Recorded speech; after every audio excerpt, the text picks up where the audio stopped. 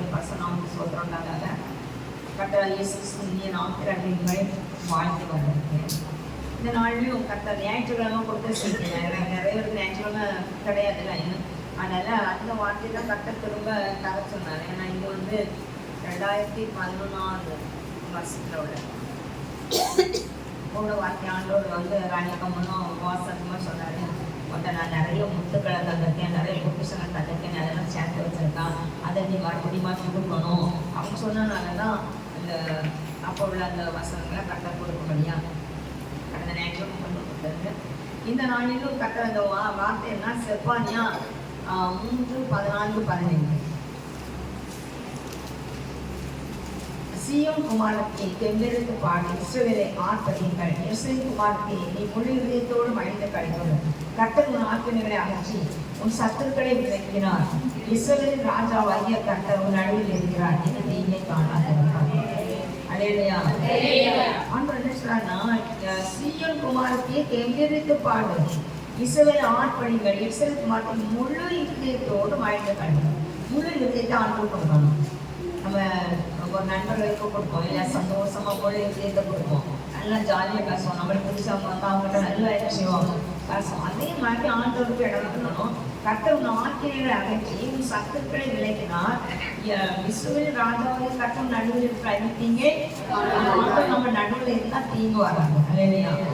ஆண்டவர் நம்மளை நடுவில் இருந்தாருன்னா தீங்கு நம்மளை என்ன செய்யாது படுத்தாங்க. அப்போ ஏசாயா 61:10 பார்த்தீங்கன்னா,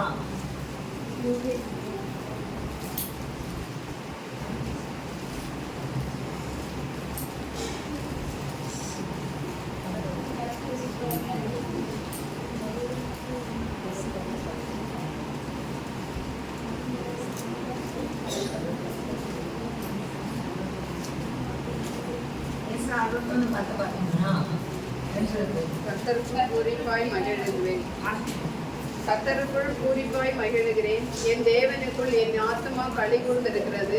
மணவாளன் ஆபரணங்களினால் தன்னை அலங்கரித்து கொள்ளுகிறதற்கும் மணவாட்டின் நகைகளினால் தன்னை சிங்காரித்து கொள்ளுகிறதற்கும் ஒப்பாக அவர் ரட்சிப்பின் வஸ்திரங்களை எனக்கு உடுத்தி நீதியின் சால்வை எனக்கு தந்தார். அப்போ ஆண்டவர்களுக்கு மகிழ சொல்லியிருக்காரு. நம்ம நடுவில் இருந்தால் இனி தீங்கு வராது. அப்போ தீங்கு வராதபடி இருக்கும்போது அவன் நமக்கு செய்கிற நன்மைகளை குறித்து சொல்லப்படும். என்னன்னா, கர்த்தருக்குள் பூரிப்பாய் மகிழ்கிறேன், என் தேவனுக்குள் என் ஆத்மா என்ன செய்வான் களி கூறுகிறது. மணவாளன் ஆபரணங்களினால் தன்னை அலங்கரித்துக் கொள்வதற்கும் மணவாட்டின் நகையினால் தன்னை சிங்காரித்துக் கொள்வதற்காக அவர்கள் வசனத்தை எனக்கு உறுதி நீதி சாலை. ஒரு மணவாளன் கல்யாணத்துக்கு முன்னாடி எப்படி இருப்பாரு? ஒரு மணவாளன் மணவாட்டி அவங்களுக்கு 2 பேருக்கும் நல்லா பிடிச்ச ஒரு கல்யாணத்துக்கு அவங்க எப்படி இருப்பாங்க? ரொம்ப சந்தோஷமா அலங்கரிச்சிருப்பாங்க. இல்லை, மணவாளனும் நல்லா அலங்கரிச்சுட்டு இருப்பாரு சந்தோஷமா, மணவாட்டியும் நல்லா அலங்கரிச்சுட்டு சந்தோஷமா இருப்பாங்க. இல்லையா? அப்படின்னா ஒருத்தன் அவ்வளோ சந்தோஷம் அந்த இடத்துல. அப்புறம் ரட்சிப்பின் சந்தோஷம் அதான் சொல்றாரு, அவர் ரட்சிப்பின் வசனம் எனக்கு கொடுத்து நீங்க சாமி இருக்காரு. அந்த அளவு அந்த ரட்சிப்பின் வசனம் கிடைக்கும் நம்ம சந்தோஷம். அந்த ரட்சிப்பு நம்மளுக்குள்ள இருக்குமானால் அப்படிப்பட்ட சந்தோஷத்தை கர்த்தர் நமக்கு வச்சிருக்காரு. நம்ம முன்னுக்கு தான் வச்சிருக்காரு. சமாதானம் சந்தோஷம் எல்லாமே நமக்கு முன்பாக தான் வச்சிருக்காரு. அது நம்ம தான் எடுக்கணும். ஏன்னா அவர் ஒருபோதும் நம்மளுக்கு தீமை செய்கிற தேவன் அல்ல, அவர் நன்மை செய்கிற தேவன். நம்மளை எப்படி நமக்கு எதிர்த்து பாடணும், அவர் நம்ம நடுவில் இருந்து எந்த ஒரு தீங்கும் நம்மளை குற்றப்படுத்தாதபடிக்கு அவர் வரைக்கும் பாதுகாக்க முடியா. அப்போ தீங்கு இல்லாத நேரம் நம்மளால என்ன செய்யணும், தெம்பெடுத்து பாட முடியும், உற்சாகம் என்ன செய்ய முடியும், ஆராய்க்க முடியும். எவ்வளோ ஆனால் உண்மையிலே ஆண்டவருக்காக எவ்வளோ கஷ்டம் பாடு நெருக்கம் இருந்தாலும் ஆண்டவருக்காக நம்ம செயல்படும்போது கண்டிப்பாக கர்த்தர் நினைச்சுவாரு. நம்ம மனப்பூர்வமாக இருக்கும்போது கண்டிப்பாக கர்த்தர் நம்மளுடைய நடுவில் இருந்து தீங்கை மாற்றி தருகிற தேவனாக இருக்கலாம். அவங்களே நம்ம தீங்கோட கடந்து வந்திருக்கலாம், வேதனையோட கடந்து வந்திருக்கலாம், கஷ்டங்களோட கடந்து வந்திருக்கலாம். இந்த நாள் கர்த்தர் சொல்லுவாரு, அவங்க நடுவில் இருக்கிறார், எப்படி பாடுங்க, ஆர்ப்பணித்து கர்த்தர் வாழுங்க. அப்போ அவர் நினைச்சுவாரு தேவனால கர்த்தர் நடுவில் இருக்கிறார், இனி தீங்கு நம்மளை துக்கப்படுத்தாதபடி அவர் நம்மளை வழிநடத்துகிற தேவனா இருக்கிறார்.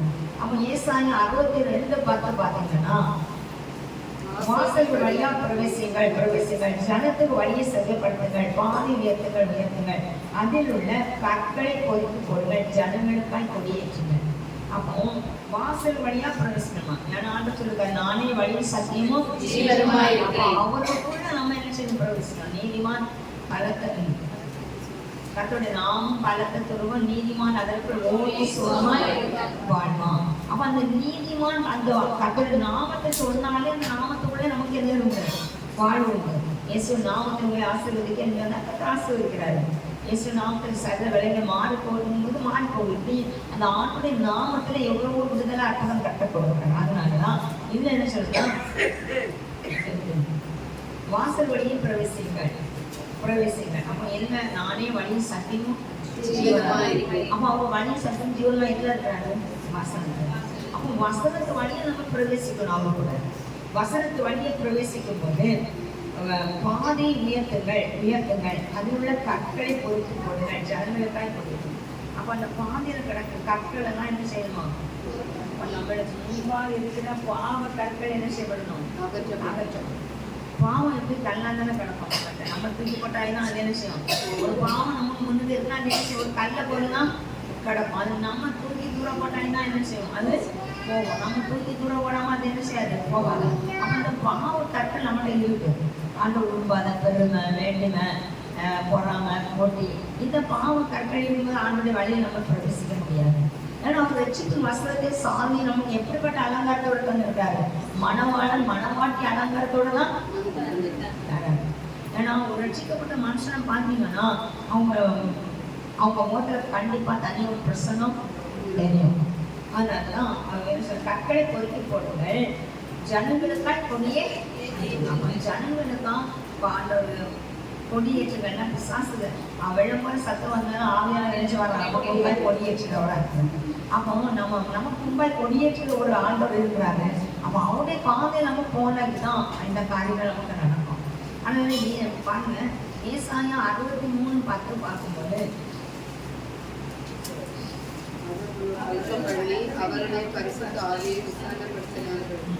அவர்களோ கலகம் பண்ணி அவருடைய பரிசுத்த ஆவியை விசனப்படுத்தினார்கள். அதனால் அவர்களுக்கு சத்துருவாய் மாறி அவரை அவர்களுக்கு விரோதமாய் பாருங்க. ரட்சிக்கின் வஸ்திரத்தை கொடுத்து அலங்கரித்து எனக்கு எல்லாம் செய்யறாரு இல்லையா?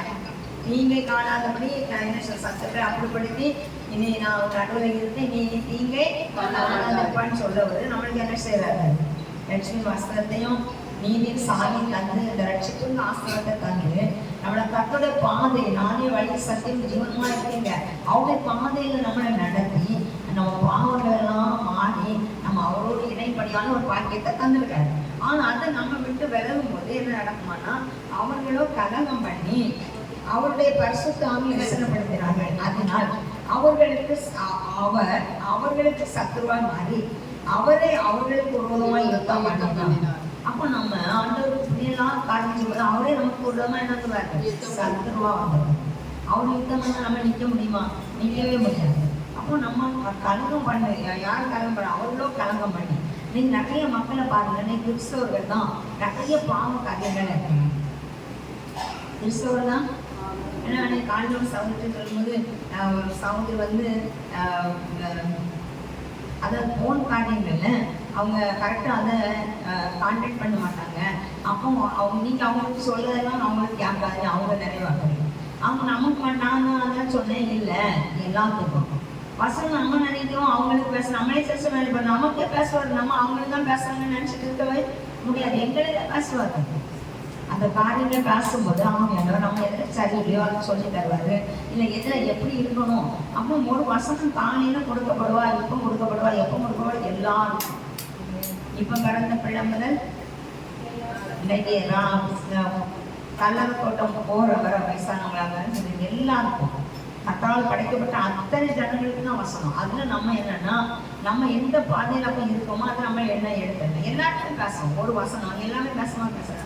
நீங்கள் ஒரு விஷயத்தில் வந்திருப்பீங்க, இவங்க ஒரு விஷயத்தில் வந்திருப்பாங்க, நான் ஒரு விஷயத்தில் வந்திருப்பேன். ஆனால் அந்த வசனம் நம்மளுக்கு என்ன செய்யும்? பேசலாம். வசனம் ஒன்றா தான் இருக்கும்.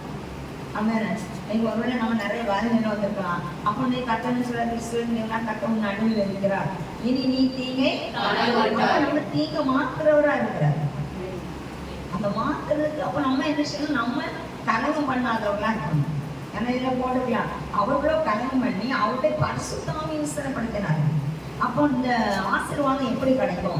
அவருக்காக வழியை செவ்வாய்ப்படுத்த சொன்னார், கட்டளை பொறுத்து போட சொன்னார். அப்போ அந்த வழி எப்படி இருக்கணும்? அந்த ஆசீர்வாதமான வழி எப்படி இருக்கும்னா, நம்ம கலவு பண்ணாம இருக்கணும். நம்ம சபைக்குள்ள குடும்பத்துக்குள்ள நம்ம கலவு பண்ணோம்னா அவருடைய பரிசுத்தாக விசனப்படுத்தணும். நம்ம வாங்கிக்கிறது அபிஷேகம், நம்ம வர்றது கர்த்தருடைய பாதையில. ஆனா நம்ம சாத்தானுக்கு என்ன செய்யறோம்? இடம் கொடுத்தோம்னா சத்தம் சிரிக்கும்படியா நம்ம என்ன செய்யறோம்? காலையில கூட இன்னி சொன்னோம், நம்ம வந்து அவசரப்பட்டு இந்த வார்த்தை சொன்னா கண்டிப்பா வந்துடும். அவசரப்பட்டு கண்டிப்பா நம்மளுக்கு என்ன செய்யறோம்? வார்த்தை வந்துடும். ஏன்னா அவ்வளோ சில சமயம் வேதனையா இருக்கும்போது நம்மளை அறியாமலே அந்த வார்த்தை என்ன செய்யறோம்?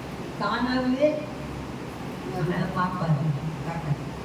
அது எதுக்காக பேசப்பட்டது, ஏன் பேசப்பட்டது அப்படி பார்த்து அதுக்கு என்ன செய்வார்? கரெக்டாக அதுக்குரிய காரியங்களை செய்வார். அதனால அவன் பரிசுத்தம் எந்த விதத்தையும் நம்ம என்ன செய்யக்கூடாது.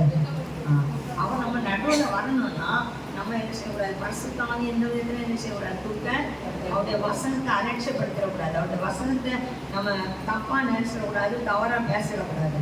அதனாலதான் எங்கள் சத்துருக்கள் உங்களுடைய பரிசுத்தத்தை சத்துருவாய் மாறி அவருக்கு விரோதமாய் யுத்தம் பண்ணினார்கள். அப்ப பாருங்க 17 பாருங்க, 17, 12 பாருங்க. கர்த்தாவே, நீர் எங்களை உம்முடைய வழியை விட்டு தப்பி போக பண்ணி எங்கள் இதயத்தை உமக்கு பயப்படாதபடிக்கு கடினப்படுத்துவானே. உம்முடைய ஊழியக்காரர் நிமித்தமும் உம்முடைய சுதந்திரமான கோத்திரங்கள் நிமித்தமும் திருப்தியடையும். பரிசுத்தமுள்ள உமது ஜனங்கள் கொஞ்ச காலம் மாத்திரம் அதை சொந்திருக்கார்கள். எங்கள் சத்துருக்கள் உம்முடைய பரிசுத்த ஸ்தலத்தை மீதித்து போட்டார்கள். அப்போ அவருடைய பரிசுத்த ஸ்தலத்தை நம்ம எப்படி இருக்கணும்? நம்ம டெய்லி அவருடைய பரிசுத்த சமத்து வாரம், அப்படியே சமத்து வாரம்னா நம்மளுக்கு ஒரு பெரிய ஒரு வாழ்க்கை. டெய்லி இதுக்குள்ள வாரம்னா நம்மளுக்கு ஒரு பெரிய வாழ்க்கை. அப்போ ஏன்னா ஓடி ஜோமனமோ ஓடி ஒவ்வொரு காரியங்களும் ஏதாவது ஒரு இன்னொன்று வந்து ஒரு சோப்பிடா ஓடி ஜோமனோ இல்லை சர்ச்சையும் நாங்கள் பண்ணுவோம். ஆனால் மூப்பர் இருக்காங்க, அவங்கள்ட்ட போய் பண்ணுங்கன்னு சொல்லுவோம். இப்படி என்ன செய்வோம்? ஏதாவது ஒரு வழியை என்ன செய்வோம்? அந்த இடத்துல நம்ம ஆண்டு சமூகத்தில் பார்ப்போம். அதனாலதான் அந்த பரிசுத்தமுள்ள ஜனம் கொஞ்ச காலம் மாத்திரம் சொல்லியிருக்காங்க. நிறைய பேர் பாருங்க, ஆவிக்குரிய வாழ்க்கையில வந்தோன்னு ரொம்ப தாமமா இருப்பாங்க. உடனே டக்குன்னு கொஞ்சம் சொல்லியிருக்கோம். அன்னைய பசங்க பேசினார், உடனே போகும்போது பேசுவோம், வெளியே போகும்போது பேசுவோம், எல்லாரும் பேசிட்டே இருப்போம். அப்படிதான் நாங்களே உங்களுக்கு சொல்லிட்டேன்னு நினைக்கிறேன். தெரிஞ்சவங்களுக்கு இருக்கட்டும், தெரியாதவங்களுக்கு இன்னொரு சொல்றேன். ஒரு நாள் நான் வந்து அன்னைய பசங்க எப்பவுமே நான் கொஞ்சம் ஒரு நாள் அப்படியே வாழ்க்கை மடங்கா இருப்போம். மஸ்தாலன் யார்கிட்ட இருக்கிறாரோ வாழ்கிறாரு. அப்போ ஜோமன் ஆரம்பிச்சோடனே அந்த ஒரு பிரச்சனை வரும், அந்த இருக்கிறாரு அப்படின்னு சொல்லி. அது கூட அன்னி பாசை தந்தார். அன்னி பாசை பேசிக்கிட்டே போடுறோம். அன்னி பாசை தெருவழியை பார்க்குறது ரொம்ப அந்நிய பாசை. எங்கே போனாலும் அந்நிய பாசை, ரோட்டில் போனாலும் அந்நிய பாசை. அப்படி சர்ச்சுக்கு போயிட்டு வரும்போது நான் அந்நிய பாசை பேசியே கற்றுக்கிட்டேன். எனக்கு ஒரு முஸ்லீம் ஃப்ரெண்ட் உண்டு, அவங்க அண்ணனும் அண்ணியும், அவங்களும் எனக்கு நல்ல ஃப்ரெண்டு. அவங்க வந்து ரோட்டில் வந்தவங்க என்ன பார்த்துட்டு ஏதோ நிறைய மாத்திரத்துக்காங்க, இந்த கிட்னி பிரச்சனை, ஹார்ட் பிரச்சனை உண்டு. ஏன்னா அவங்கெல்லாம் எனக்கு வந்து ஹாஸ்பிட்டலில் இருக்க சாப்பாடுலாம் கொண்டு வந்திருக்காங்க. அப்படி நல்ல ஒரு ஐக்கியமான குடும்பமாக பக்கத்து வீட்டில். அப்போ அவங்க வந்து அவங்க வெளியே போயிட்டாங்க. அந்த பக்கத்துலேருந்து அந்த அக்கா அவங்க வெளிநாட்டு போயிட்டாங்க. அவங்க அண்ணன் ஒரு 10 பேரும் அவங்க வீட்டில் நாங்கள் அங்கே பக்கத்து வீட்டில் இருந்தோம். அவங்க வெளிநாட்டு போகணும், அந்த வீட்டில் எங்கிட்ட சுத்தமாக இப்போ நீங்கள் எங்கே வந்திருக்க வாடகைன்னு சொல்லி அவங்க வீட்டில் அவங்க ஒரு வீட்டில் அவங்க ஜாமான்லாம் போட்டு இந்த இடத்துல எங்களுக்கு வாடகை குறைச்சி அப்படி தங்கிட்டு இருப்பாங்க. அப்போ அவங்க அண்ணனும் அண்ணியும் இடையில வருவாங்க, வாடகை வாங்கன்னு வருவாங்க. எல்லாம் அப்படி எங்கேயா போகும்போது தக்கலை, அவங்க வந்து சொந்த ஒரு தக்கலை அங்கேயே வீடு இருக்குது, அங்கே போனாங்கன்னா அப்படி வர நேரம் சிறுசும் வருவாங்க. அப்படி வரும்போது அவங்களும் நல்லா பழக்கம். அதனால இவங்க 2 பேரும் அப்படியே தக்கலை போட்டு வந்திருக்காங்க. நான் வந்து அன்னி பசங்க சேர்த்து அந்த வீட்டில் நான் கோயில் அப்படி கணக்க போகணும். அப்படி போகும்போது அவங்க வந்து என்ன இவங்களுக்கு நிறைய மாத்திரத்துன்னு ரொம்ப என்னாச்சு. ஏன்னா எனக்கு ரொம்ப சோகமாக இருக்கும்போது அவங்க சொல்லி தான் இந்த வீட்டுக்காரங்க திடீர்னு கலந்து வந்தாங்க. நாங்கள் அவங்கள்ட்ட கூட சொல்லலை சொன்னாங்க சொல்லி. ஆனால் அவங்க வந்து இப்படி இருக்குது, அப்பா நல்லா முகம்லாம் நீங்கி கைகாலம் நீங்கள் ரொம்ப கஷ்டப்பட்டுருக்காங்கன்னு அவங்க இவங்ககிட்ட சொல்லி நீங்கள் உடனே லீவ் எடுத்துகிட்டே இருக்கேன்னு சொல்லி எங்களுக்கு தெரியாத அவங்க டக்குன்னு வந்து நிற்கிறாங்க. அப்படி எங்கள் குடும்பம் கொஞ்சம் நல்ல ஒரு அக்கறை விடுறாங்க. அவங்களுக்கு அப்போ இவங்க நிறைய மாற்றுறதுன்னு மண்டைக்கு வழியில் மாட்டி விட்டுன்னு அப்படி நானும் கொஞ்சம் அந்த அண்ணன் வண்டி விட்டு இறந்துருக்காங்க. இவங்க என் பிள்ளை கொஞ்சம் வந்துருக்காங்க. கடைசியில் போய் தண்ணி என்ன எங்க சொல்லிட்டு போறீங்க? ஒன்றும் சொல்லலான்னு சும்மா தான் போறேன். என்னாச்சு உங்களுக்கு? ஒன்றும் நல்லா தான் இருக்கேன். அப்பதான் அவங்க சொன்னாங்க, நீங்க ஏதோ பேசிட்டே போனீங்க. அப்போ நான் நினைச்சோம் மாட்டுக்கு நிறைய தின்னனால ஏதோ ஆயிட்டோன்னு நினைச்சோம். அப்ப பாருங்க, அப்ப அந்த அந்நிய பாசை பேசின புதுசுல அப்படிப்பட்ட ஒரு சந்தோஷம் இல்லையா? ஆண்டவரை வந்து இந்த ஆங்கில வாழ்க்கை அனுபவத்தை நம்ம ருசித்து பார்ப்பது அப்படி ஒரு சந்தோஷம். ஆண்டவர் நமக்கு ஒரு காரியம் பேசினா அந்த காரியம் ஆமா நம்ம வாழ்க்கையில் நடந்தது அது அப்படியே சொல்றாருன்னு ஒரு சந்தோஷம். அது ஏதாவது ஒரு காரியம் சொல்லி விடுவாரு, அதை போய் செய்து அது போனோன்னு நடந்துச்சுன்னா அது ஒரு சந்தோஷம் இல்லையா? இப்படி எவ்வளவோ சந்தோஷத்தை நம்ம அனுபவிச்சாங்க. அதனால சொல்லுவேன், பரிசுத்தமுள்ள உங்கள் ஜனம் கொஞ்ச காலம் மாத்திரம் அதை சொந்தரித்தார்கள். எங்கள் சத்துருக்கள் உங்களுடைய பரிசுத்த ஸ்தலத்தை மீறிட்டு போட்டாங்க. ஏன்னா கொஞ்ச காலம் தான் அதை அவங்க சுதந்திரிச்சாங்க. கொஞ்ச காலம் அது கூட அவங்கள நம்ம கொஞ்ச காலம் ரொம்ப ஸ்பீடா இருந்தோம் இல்லையா?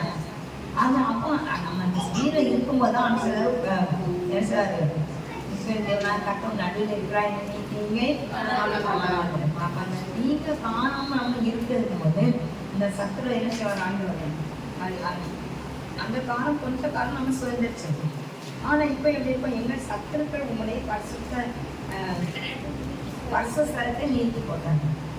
இப்போ நம்மளுக்கு சத்துருக்காரங்களோட என்ன செய்யறாங்க? பரிசுத்த ஸ்தலத்தை நீக்கி போடுறாங்க. அப்போ நம்ம யார் காரணம்? நம்ம காரணம் நம்ம சத்துரு நம்ம முன்னுக்கு வந்து என்ன செய்யலாம்? நம்ம பரிசுத்த நமக்கு தரப்பட்ட இடத்தை அவன் வந்து என்ன செய்யலாம்? அவன் வந்து அதுல நிக்கிற அளவுல நம்ம என்ன செய்யறோம்? மாறிடுவோம். அப்ப அவன் வந்து நிக்க கூடாது. இஸ்ரவேல் தேவனா கர்த்தர் நம்ம நடுவில் இருக்காரு. அவர் என்ன சொல்றாரு? நீ தீங்க காணாம உன் நடுவில் இருப்பேன்னு சொல்லியிருக்காரு. அப்ப அவருதான் நம்ம நடுவில் இருக்கிறாரு. ஆனா நம்ம என்ன செய்யற? சத்துரம் இருக்கிறது. அப்ப அவர் எப்படி இருப்பாரு நம்மகிட்ட? அதனாலதான் நம்ம வந்து அந்த வசனத்துக்கு கீழ்படிச்சு அந்த பாதையை செவ்வாய்ப்படுத்தி கொடுக்கணும். சங்கீதம் 18:21-24 வாசிக்க. கர்த்தருடைய வழிகளை கை கொண்டு வந்தேன். நான் என் தேவனுக்கு துரோகம் பண்ணினதில்லை. அவருடைய நியாயங்களை எல்லாம் எனக்கு முன்பாக நிறுத்தினேன். அவருடைய பிரமாணங்களை நான் தள்ளி போடவில்லை. அவர் முன்பாக நான் மன உண்மையாயிருந்து என் துக்குணத்துக்கு என்னை விலக்கி காத்துக் கொண்டேன். ஆகையால் கர்த்தர் என் நீதிக்கும் தம்முடைய கண்களுக்கு முன்னிருக்கிற என் கைகளின் சுத்தத்திற்கும் தக்கதாக எனக்கு பலன் அளித்தார். கர்த்தருடைய வழிகளை கை கொண்டு வந்தேன். நான் என் தேவனுக்கு துரோகம் பண்ணினதில்லை. காவல் சொல்ற, ஏன்னா அவர் பாவத்தை உணர்ல. அந்த நான் தான் வந்து சொன்னோன்னு என்ன சொல்றாரு? நான் தேவனுக்கு விரோதமாய் நம்ம தேவனுக்கு விரோதமா எவ்வளோ பாவத்துக்கு நம்ம உணரணுமா? உணரல. அதனாலதான் அவன் சொல்றாரு, கர்த்தருடைய வழிகளை கை கொண்டு வந்தேன். நான் என் தேவனுக்கு துரோகம் பண்ணினதில்லை. அப்ப நம்ம பாவம் செய்வது யாருக்கு துரோகம் பண்றோம்? தேவனாய் கர்த்தர் துரோகம். அவருடைய நியாயங்கள் எல்லாம் எனக்கு முன்பாக நிறுத்தினேன். அவருடைய பிரமாணங்களை நான் தள்ளி போடவில்லை. அந்த பிரமாணங்கள் எல்லாம் ரொம்ப நேசித்து அதுபடி நடந்தாங்க. அவர் முன்பாக நான் மன உண்மையா இருந்து என் துக்குணத்துக்கு என்னை நிலைத்து காத்திருந்தேன். அவருக்கு முன்னாடி நான் எப்படி இருந்தேன்? மனசளவுல நான் உண்மையா இருந்தேன். வெளி உண்மை சொல்லல, நான் மனசளவுல என்ன செய்தேன்? உண்மையா இருந்தேன். மனசுக்குள்ள கூட என்கிட்ட கமடு இல்லை. அதனால அதான் சொல்றாரு, அவர் முன்பாக நான் மன உண்மையாயிருந்தேன். என் துர்க்குணத்துக்கு என்ன விலைக்கு காத்துக் கொண்டேன். அப்ப அந்த மன உண்மை நம்ம மனசுல இருந்து உண்மை இருந்தால்தான் நம்ம துர்க்குணத்தை என்ன செய்யணும்? அதுல இருந்து ஜெயடிக்க முடியும். நம்மளுக்கு நிறைய சிந்தனை வரும், வீணான சிந்தனை. அது எப்படி உண்மையிலே மனசுல பார்க்கணும். மனசுல பார்த்தோம்னா கண்டிப்பா நம்ம என்ன செய்ய முடியாது? ஆவிக்குரிய வாழ்க்கை வாழ முடியாது, ஜெயம் எடுக்க முடியாது, நன்மை கற்றுக்கொள்ள முடியாது. நம்ம பார்த்து நம்மளுடைய பார்வை எங்க இருக்கணும்? இஸ்ரவேல் தேவனா கர்த்தர் என் நடுவில் இருக்கிறாரா? அவர் தீங்கை காணாதபடி என்னை நடத்துகிறது. நம்ம தீங்கை காணாதபடி அவர் என்ன செய்வாரு? நம்ம நடக்க விரும்புறாரு. அதனால நமக்கு இஸ்ரவேல் தேவனா கர்த்தர் நடுவில் இருக்கிறாரா? கொஞ்ச நேரம் அவங்க இல்லைனாலே இமை கொண்டு உன்னை கைவிட்டேன், எல்லாவற்றையும் இழந்து விட்டான், ஆனாலும் மிகுந்த கிருபையினால உன்னை என்ன செய்ய நினைத்து கொண்டேன்னு சொல்றாரு. அப்ப அவங்க மிகுந்த கிருபை நம்ம கூட எப்பவுமே இருக்கணும். அதனாலதான் அவங்க அந்த பொறுப்பு நம்மகிட்ட இருந்தா அவங்க நம்மகிட்ட வந்து என்ன செஞ்சாரு? அவர் நடுவில் வாசம் பண்ணவே முடியாது. அதுக்காக தான் தாவீதை ரொம்ப நேசிச்சிருக்காரு. ஏன்னா அவர் முன்பாக நான் மன உண்மையா இருந்தேன், துர்க்குணத்துக்கு என்ன விலக்கி காத்துக்கொண்டேன். அப்ப அவருக்கு நல்ல உண்மை இருந்து நான் அந்த துர்க்குணங்களுக்கெல்லாம் அவர் இடம் கொடுக்காம இருந்தாரு. கர்த்தர் வேறு அழகா சொல்கிறது, கர்த்தர் தாவீதை மிகவும் நேசித்தார். தாவீதை நான் கர்த்தர் தாவீதை நாளுக்கு நாள் அடைந்தான். அதனால 24 பார்த்தீங்கன்னா ஆகியால் கர்த்தர் நீதிக்கும் தம்முடைய கண்களுக்கு முன்பாக இருக்கிற என் கைகளின் சொத்தத்துக்கு தக்கதாக எனக்கு பண்ணுறாங்க. அப்போ நம்ம நீதி நிமித்தம் நம்ம உண்மை நிமித்தம் தான் கர்த்தர் நம்மளுக்கு பதில் தர முடியும். அப்போ நம்மளுடைய வாழ்க்கை கர்த்தரோடு இணைந்த ஒரு வாழ்க்கையாக இருக்கணும், கர்த்தரை சார்ந்த ஒரு வாழ்க்கையாக இருக்கணும். அதுதான் கர்த்தர் நம்மளிடத்துல எதிர்பார்க்கிறார். அதனால பாருங்க, சங்கீதம் 62:1-2 பார்த்தீங்கன்னா,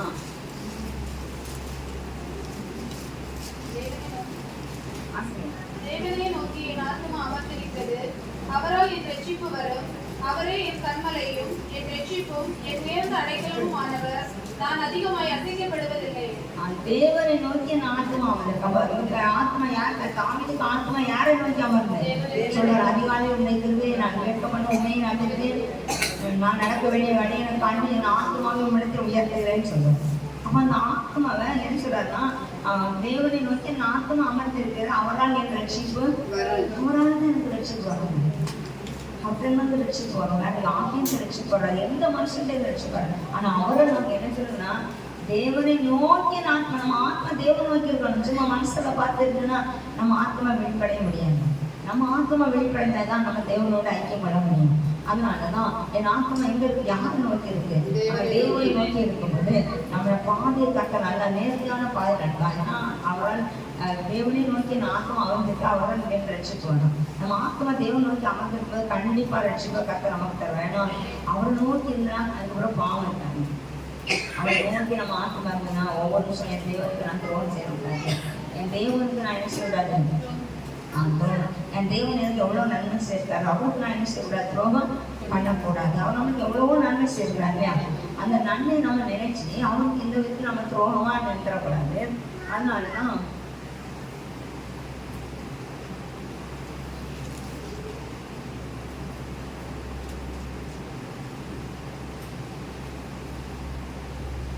சங்கீதம் 63:1, தேவனே நீர் என்னுடைய தேவன், அதிகாலை உண்மை தேடுகிறேன், வறண்டதும் விராட்டமான தண்ணியற்ற நிலத்திலே ஆத்மாவே தாகமாயிருக்கிறேன், என் மாம்சமானது உண்மை வாஞ்சிக்கிறேன். நம்ம மாம்சம் அவரை வாஞ்சிக்கணுங்க. ஏன்னா வேதம் அழகா சொல்லுகிறது, மாம்சம் தேவன் ஆவி கூறுவதுமாய், ஆவி மாம்சத்துக்கு கூறுவதுமாய் சிரேஷ். அப்படின்னு நம்ம நல்லா ஜோமன் அழகா மாம்சம் குறைக்கிறோம். நம்ம நினைப்போம் ராத்திரி படுப்பா இருக்கோம், ஆணையில சீக்கிரம் என்ன செய்யணும், என்ன பண்ணுவோம், கண்டிப்பா நாளையில இருந்து ஒழுங்கா ஜோம் பண்ணணும். 2 நாள் பண்ணுவோம், 3 நாள் ஏதாவது ஒரு பிள்ளைகளை ஓட்ட விடுவோம். வந்து இங்க என்ன சொல்லுறாருன்னா, நீர் என்னுடைய தேவன், தேவனே நீர் என்னுடைய தேவன், அதிகாலமே தேடுறேன், அதிகாலமே தேடணும், வறண்டு விடாயமான தண்ணீரற்ற நிலத்திலே நாட்டை நிலைக்காங்க. அதிகாலையே தேடுறது நமக்கு ஆலோசனை தர்றாரு. அதிகாலையில நம்மளுக்கு எல்லாம் வராது. மாப்பிள்ளையால, பிள்ளைகளால, குடும்பத்தால, அக்கம் பக்கத்து மக்களால என்ன செய்யறாங்க, நம்ம அப்பதான் ஜோமனா இருக்கோம். நம்ம அப்பதான் என்ன செய்வோம், ஜோமனா இருக்கோம். யாராவது கூப்பிடுவாங்க, அதுக்கான ஜோமனை போவோம், அடுத்தால யாராவது இருப்பாங்க. அந்த போன ஒரு தடவை தூக்கி இறங்கிட்டு நம்ம இருந்து இவ்வளவு நேரம் இருக்காங்க இருக்காங்க. அது நம்மளே மாறப்பாங்க. ஒரு புதிய ஆளுங்க எல்லாரும் சொல்லுவாங்க, அவன் புதுச்சுட்டு பேசலாம், புதுச்சு தெரியாம பேசலாம். அவன் ராத்திரி கொண்டாட்டி வந்து அவன் வேற நீ போறானா, அப்ப அங்க போனான்னாக்கி ஆமா அவன் தெரியாம பேசினான், அப்ப அங்க பிடிச்சி போட்டு அடிக்கணும். அவன் நல்லா பிடிச்சிட்டு அடிச்சுட்டு போகணும். அங்க என்ன அவனை பிடிச்சி போட்டு நொங்கு எடுத்து விட்டுறாங்க. அப்ப அவனுக்கு தெரியும். அப்படின்னாக்கி ஆமா அவனுக்கு தெரியல, ஏன் பிடிச்சிட்டு பேசிட்டானேன்னு சொல்லி அவர் ராத்திரி எவ்வளவு போறது ஒழுங்காம மேலும் வாங்கி போறான். அவன் கொண்டாட்டி போறான். அப்ப அவன் காலையில தெரியாம பேசுறேன், என்னத்தை பேசுனாக்கி என்னத்துக்கு நான் இழுத்து ஆசைங்க நான் சொல்றேன். நான் இழுத்துச்சு அறுத்துருது, அதை அறுத்துக்கூடாது, வர முடியாது. அப்போ என்னன்னா அப்படி சொல்றேன், ஐயோ அப்படி நான் வந்து யாரும் ஆமா எனக்கு ஒரு ஆத்மாட்ட பேசுறாச்சு, ஐயோ நான் வந்து பிடிச்சிட்டு இருக்கேன், ஒன்று இது பண்ணி அடிச்சு எனக்கு அந்த ஞாபகமே இல்லை மக்களே. அடிமொழி ஆகும் யார் அடிக்க ஞாபகம் இல்லை. அப்போ கிட்டனைக்கு அம்மையா அப்பனா அடிக்கணும், நம்ம கொண்டாட்டியும் அடிக்காம.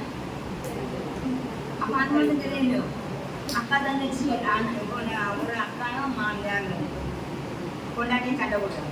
இவன் யார் அடிக்குமோ, கொண்டாட்டி ரெண்டு பேருக்கும் குத்து கொடுக்குறாங்க, அது கரெக்டு. ஆனால் அடிக்கிற யார் அடிக்குமா, கொண்டாட்டி தான் அடிக்கிறியா. நான் ஆடுறதுனால கண்டாசை ஆடிடும் அதனால நினைச்சுவான். அப்ப தெரியாம நினைச்சான். அதனால யாராவது நான் அது என்ன பிரச்சனை சொன்னா நீ நேரத்தை யார் வீட்டுக்கு போனா ராத்திரி இங்க வந்தியா இல்ல வேற வீட்டுக்கு போனியா, வேற என்ன கொண்டு விட்டாவா, அது ஏன் டைம் மாட்டேன். அதே அப்ப இதெல்லாம் போக்கத்தை வச்சு எனக்கு ஒண்ணு தெரியாது. கரெக்டா வீடு தெரியாம போறாங்க. கரெக்டா வீட்டுல வந்து பைக்கு விழுந்தாலும் விழுந்து பைக்கே விட்டுட்டு வர மாட்டாங்க. எவனாவது அந்த போதையில அவங்களுக்கு என்ன ஞாபகம், பைக்கே என்ன செய்ய விடாது. எவனாவது திரும்பி போயிட்டானா அந்த பைக்கை என்ன போதையிலும் இழுத்து கொண்டு என்ன சொல்லுவோம், வாசல் கொண்டு போட்டோம் இனி கொண்டாடி பார்த்தாங்க. இனி பைக்கை யாரை பார்த்துருவான். இப்படிப்பட்ட நல்ல மனப்பாடம் அங்க. ஆனா என்ன சொல்றான், தேவனே நீ என்னோட தேவன் அதிகாலமே நம்ம தேடும். அப்போ அதிகாலமே நம்ம தேடணும். நம்ம நினைச்சோம் நீ இந்த குடியாரை கொஞ்சம் போதா இருந்தாலும் குடிக்கணும். அது மாதிரி நம்ம நினைச்சோம் ஜெபம் அப்படியே நினைச்சோம் போயிட்டே இருப்போம். டக்குனு யாராவது வந்துருவாங்க பக்கத்துல இருக்காங்க, இல்லைன்னா இது போன் வந்துடுறாங்க. ஒரு தீர்மானம் பண்ணி விட அந்த போனை எடுக்கக்கூடாது. எங்களுக்கு அப்படி இருக்க முடியாது. ஏன்னா எங்களுக்கு ஒரு பெரிய பிரச்சனை என்னன்னா, அந்த பிரச்சனை ஆக மாட்டுதான்னு தோணும். நாங்கள் ஃபோன் எடுக்கலன்னா அந்த மக்களுக்கு நெகட்டிவாக நினச்சிட்டாங்க. எப்படி அப்போ செத்து போவோம். நல்ல சீரியஸாக ஒரு ஆள் இருக்குன்னு அந்த சீரியஸாக அவங்க இருக்கும்போது இவங்க எங்கே நினச்சுவாங்க, மறுபடியும் அக்கன் ஃபோன் பண்ணுவான், ஜாப் பண்ணுவான்ட்டு நல்ல எண்ணத்தோடு அடிப்பாங்க. அப்போ நம்ம ஃபோன் எடுக்கலன்னா அந்த ஒரு நீ பெறப்படுத்தும். அந்த லைனில் அக்கா வரக்கலாம், நீங்கள் ஜாப் பண்ண மாட்டேன், நீங்கள் தான் விட்டுருக்காங்க, அக்கா ப்ரேயர் பண்ணாலும் விட்டுருக்கிறது நீங்கள் தானேப்பா அப்படின்னு சொல்லி அவர்கிட்ட பேசணும். அது இல்லாமல் அச்சு அக்கா எடுக்கிறப்ப முடிஞ்சு. அதனாலதான் உண்மையில நீ என்ன நினைச்சாச்சுன்னா நான் எடுத்து இன்னொன்னு சில ஊழியக்காரங்க அடிப்பாங்க, சில நேரம் நம்ம அடிச்சிருப்போம், அவங்களுக்கு எடுக்க சூழ்நிலை இருக்காங்க. அப்ப அந்த நேரம் அதுல புதுசாக நம்ம என்ன செய்யணும், பேசணும். இப்படி சூழ்நிலையில நாங்க போனிருப்போம். அது கூட இப்ப நினைச்சிருக்கேன் அவாய்ட் பண்ணணும். ஏன்னா நம்மளை பார்த்துதான் எல்லாரும் அக்கா பேரெடுக்கணும் பையன் படிச்சுட்டு வசனம் நாங்க ஏதாவது ஒரு வசனம் எங்கிட்ட பேசாத எடுத்து பார்த்தாலே தெரியாதப்பா என்னால. அப்போ நம்மளுடைய சிந்தனை எப்படி இருக்கு, அதனால நாங்களாம் ஃபோன் எடுப்போம். அப்போ அதுக்கு நான் நினச்சேன் அவாய்ட் பண்ணணும். எங்கேயாவது கரையில் போட்டோம்னால சார் நான் சுவிட்ச் ஆஃப் பண்ண மாட்டேன் ஃபோனை. ஏன்னா இப்படி தான் ஏதாவது நினைப்பாங்க. அது நான் ஒரு ஏற்கனவே உங்களுக்கு சொல்லியிருக்கேன். ஒரு சம்பவம் பார்த்ததுல இருந்து ஒரு ஊழியக்காரர் சம்பவத்தை சொன்னார். என்னன்னா ஒரு ஊழியக்காரர் வந்து அவருக்கு ஊழியத்துக்கு போகும்போது ஒரு ஹோட்டலில் போய் தங்குவார். அப்போ அந்த ஹோட்டலில் தங்கும்போது அந்த ஒரு ரூமில் வேலை செய்ய வந்து சமையல்காங்க என்ன சொன்னாங்கன்னா இவருக்கு கரெக்டாக அந்த நேரத்தில் காஃபி எல்லாம் கொண்டு கொடுப்பாங்க. அப்போ அப்படி கொடுக்குறது அன்னைக்கு வந்து இவர் ஊழியம் முடிச்சு காட்டு 10-11 மணிக்கு வந்துட்டார். வந்தோன்னு சொல்லிதான் ஐயா எனக்கு உங்கள்கிட்ட பார்த்து பேசணும்னு சொல்லிடுவான். இவர் நான் முடித்து பட்டு ரொம்ப டயர்டாக இருக்கு, காலையில் வாப்பா நான் காலையில் காஃபி திரும்ப பேச மாட்டேன். மாறி வெளியே போயிருக்கோம். மாறி திரும்ப ஐயா ஒரு நிமிஷம் எனக்கு பேசுறதுக்காக இருக்கேன். இல்லைப்பா எனக்கு ரொம்ப டயர்டாக இருக்கு, காலையில் காலையில் 7 மணி ஆகி இருக்கு. இவர் காப்பி ஒரு 5 மணி வரை காப்பி 7 மணி ஆகி வரணும்னா இவருக்கு ஒரு யாரும் நம்ம மேலே கோபத்தில் கொண்டு வரலன்னு சொல்லிட்டு இவர் அவனை தேடி பேசும்போது அந்த சமயக்கடையில் நிறைய கூட்டமாக கூட்டு முடிச்சிட்டு அதில் இருந்து இவருக்கு ஒரு மனசு நம்மளால தான். அப்போ எனக்கும் ஒரு அதுலேருந்தே நான் ஃபோனை சுவிட்ச் ஆஃப் பண்ண மாட்டேன். யாராவது ஒன்று பண்ணுவோம். ஒரு ஆத்மாவுக்கு இந்த இடத்துல என்ன செய்யக்கூடாது, இந்த சுவிட்ச் ஆஃப் பண்ணும்போது அதுக்கு ஒரு நிறைய ஆத்மாக்கள் அப்படியே நிறைய பேசியிருக்காங்க. இப்போ இந்த சூழ்நிலைக்கு நான் இப்போ செத்துருவாங்க.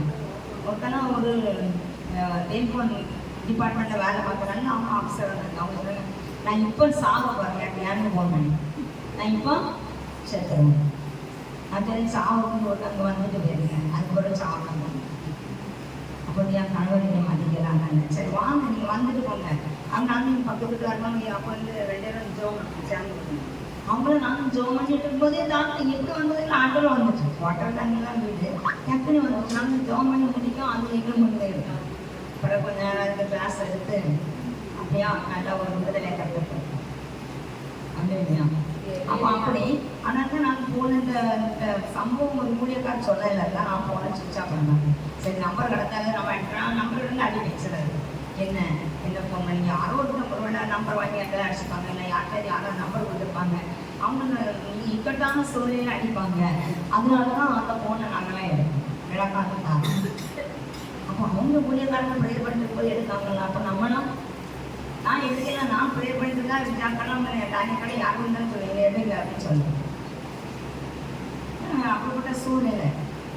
இதே மாதிரி தான் ஒரு அதுலேருந்து ஒரு பயம் எனக்கு. நம்ம டானியக்கா வீட்டு கல்யாணம், பிரின்ஸ் கல்யாணம், அப்போதான் மேகேக்கா வருவாங்க. அவங்க மகனுக்கு அவங்க வந்து எப்பவும் வந்து ப்ரேயர் பண்ணுவாங்க கல்யாணத்துக்காக. ஆனால் ஆட்டோ ஒருத்தா பதில் சொல்ல மாட்டாங்க.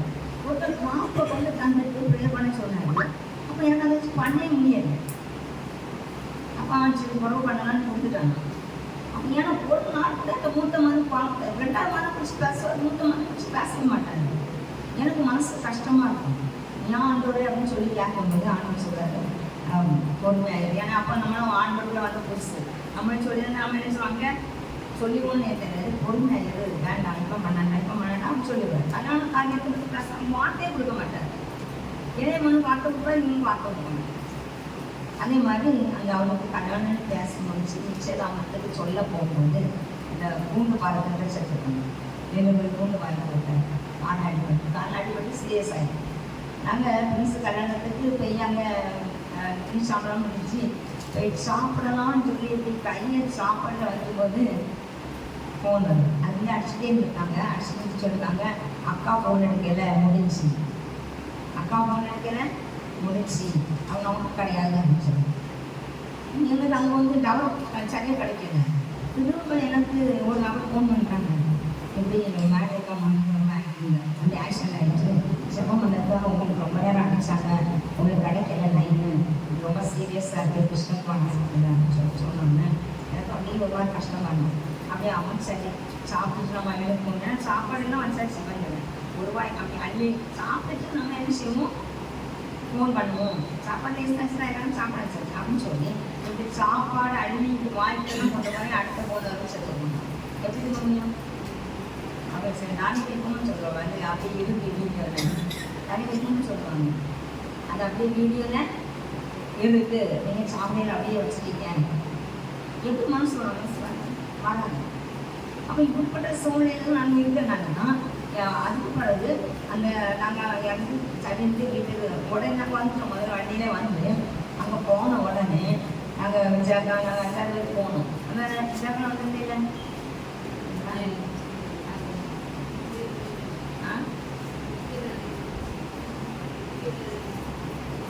நம்ம 2 மூணு வந்தாங்க. அவங்க நான் போன உடனே அவங்க என்ன செய்தாங்கன்னா அப்படியே என்னை காலை கட்டி பிடிச்சிருக்கு அழுவாங்க. எனக்கு கொஞ்ச நாள் 1 மாதம் 1 மாதத்துக்கு மேலே எனக்கு ரொம்ப தூக்கம் வராது, சாப்பிட முடியாது. நான் ராத்திரி எங்கள் தங்கச்சி வச்சுருக்கேன். அப்படி ஒரு கஷ்டம். நாங்கள் நீங்கள் நினைப்பீங்க நாங்கள் ஊழியக்காரங்க சும்மா ஜோமெண்ட்டு போயிடுவோம்னு நினைப்பீங்க. எங்களுக்கு அப்படியே அந்த சம்பவங்களை அப்படியே நிற்கவங்க. அப்படி நிறைய காரணங்கள் நிறைய எங்கிட்ட பேசுவீங்க, நாங்கள் வர முடியாதுன்னு, நாங்கள் அப்படி செய்வோம், நீங்கள் இப்படி செய்வோம், நீங்கள் எங்களுக்கு வலிக்கும். ஆனால் ஊழியக்காரங்கன்னா நிறைய பேருக்கு ஏழாங்க அப்படிதான். அதனால அந்த ஊழியக்காரங்களோட வலி யாருக்கு தெரியும், ஆண்டோட தெரியும். அவருடைய வலியை தான் நாங்கள் சுமந்துட்டு நிற்போம். அவருடைய வலியை தான் நாங்கள் என்ன செய்யப்பட்டோம், சுமந்துட்டு நிற்போம். அதனால எனக்கு வந்து போன ஆஃப் பண்ண கொடுப்பாருப்போம். ஆனால் இப்போ அவங்க நினச்சிட்டே இருக்கேன், இப்படியாவது நம்ம ஆஃப் பண்ணி எங்கே நல்லா தள்ளி போடணும். நம்ம ப்ரேயர் பண்ணும்போது நம்ம மக்கள் அதை பார்த்து நம்ம மக்கள் தப்பு செய்கிறாங்க அப்படின்னு சொல்லி. ஏன்னா கட்டத்துக்கு நம்ம இவ்வளோ நேரம் நம்ம ப்ரேயர் ஒரு பூசைக்கு போகிறோம், இல்லைன்னா ஒரு கூட்டத்துக்கு போகிறோம். ஒரு கூட்டம் வேணால் இன்றைக்கெல்லாம் 3 மணிக்குன்னா 9 மணிக்கு ஆரம்பிக்க கூட்டம் 3:30 தான் முடியும் இல்லையா? இப்போ அப்படி இல்லை, 4 காலம் என்ன ஆகிடுச்சு. இப்போ 10:30 ஆரம்பிச்சு 1 மணிக்கு முடியும். இப்போ என்னாச்சு 12:30 முடிஞ்சு. அவ்வளோக்குள்ள வயிற்றுல என்ன பஸ் இருக்கு, ஆத்ம பஸ் போயிட்டு, மாம்ச பஸ் எழுந்துச்சு, ஆத்ம பஸ் போயிட்டு. அப்போ அன்னைக்கு ஆத்ம பஸ் இருந்து யாருமே கஷ்டம் தெரியல. சீக்கிரம் பேர் 9:30 தோவலையெல்லாம் 9:30 கட்ட ஆரம்பிச்சுவாங்க. ஒரு வாசம் போட்டு 3:30 வரை ஆயிரும் இல்லையா? 3:30 வரை ஆயிரும். ஆனால் அன்னைக்கு இருக்க முடிஞ்சு. இன்னைக்கு என்ன வந்துடும், இவங்க எத்தனை பேர் மணி பார்த்துல தெரியாது. ஆனால் அந்த மணி 2மே கணக்குன்னு நினைச்சேன். நானே பார்ப்பேன். எதுக்குன்னா நான் டைம் தெரியாமல் போயிருக்கேன். ஒரு நாள் போயிட்டேன் அப்படிதானே, ஒரு நாள் டைம் பிரேக் இல்லாமல் போயிட்டேன். அதனால யோசிச்சு பார்க்கணும். அப்போ இப்படி தான் நம்மளோட வாழ்க்கை, இப்படி தான் நாங்களாம் நினைக்கிறது. இப்போ நம்ம வந்து ஆண்டு கொடுக்கக்கூடிய நேரத்தை முடிச்சு தான் கொடுக்கணும். ஏன்னா தேவனே நீ என்னுடைய தேவன் அதிகாலமே உண்மை தேவன் வறண்டது தாயமான கண்ணீரற்ற நேரத்திலே என் ஆத்மா உன்னை தாங்க கொண்டுங்க. ஜெபம் எவ்வளவுதான் பண்ணாலும் ஜெபம் பண்ணிப்போங்க ஒரு இதே வரக்கூடாது. ஒவ்வொரு நாளும் ஐயோ நம்மளால எவ்வளோ நல்ல ஜெபம் பண்ண முடியலன்னா ஒரு பதில் எங்களுக்கு அது வந்து 5 நிமிஷம் 10 நிமிஷம் மேலே ஏதோ ரொம்ப நேரம் பண்ணிட்டோம் அப்படின்னு சொல்லி நம்ம இப்போ ஒரு காஞ்ச இடம் இருக்குது அங்கே போய் தண்ணி ஊற்றேன். நான் எங்கள் ஊர்லலாம் போய் ஊற்றினேன்னாக்கி எங்கள் ஊர் வடக்கு மலத்துலலாம் ஊற்றினேன்னா ஊற்றிக்கிட்டே இருக்காங்க. இந்த தாமிரபரணி ஆறு காவிரி அணையை கொண்டு வந்தானே எனக்கு அது பிடிச்சிடலாம் அவ்வளோ புள்ள என்ன செய்யும் அப்படி ஒரு நல்ல நம்ம இது அப்படின்னு பொண்ணு கட்டது எதிர்பார்க்க சிலர் கொஞ்சம் கவனம் நான் நிறைய பண்ணிட்டேன் நான் நிறைய முடிச்சிட்டேன் அப்படின்னு சொல்லி நிறைய நம்ம என்ன செய்வோம் அப்படிப்பட்ட ஒரு சிந்தனை நம்மளுக்கு வந்துடும். ஏன்னா அங்கே என்ன சொல்றாரு, நீ என்னுடைய தேவன் அதிகாலமே நீ தேவையான வளர்ந்து காயமான கண்ணீரற்ற நிலத்திலே என் ஆத்மாவுமே தாவன் என் மாம்சமானவுமே வாஞ்சிக்கிறது. அப்படிப்பட்டவங்க நடுவில் இஸ்ரேல் ராஜா இருக்காங்க. அப்போதான் நம்ம நீங்கள் காணாதவங்க இருக்கும். அப்போ நம்மளுக்கு தாகமாக இருக்கணும். அவங்கள நம்மளுக்கு தாகமாக இருந்தால் அவர் நம்மளை அப்படி போக மாட்டாங்க.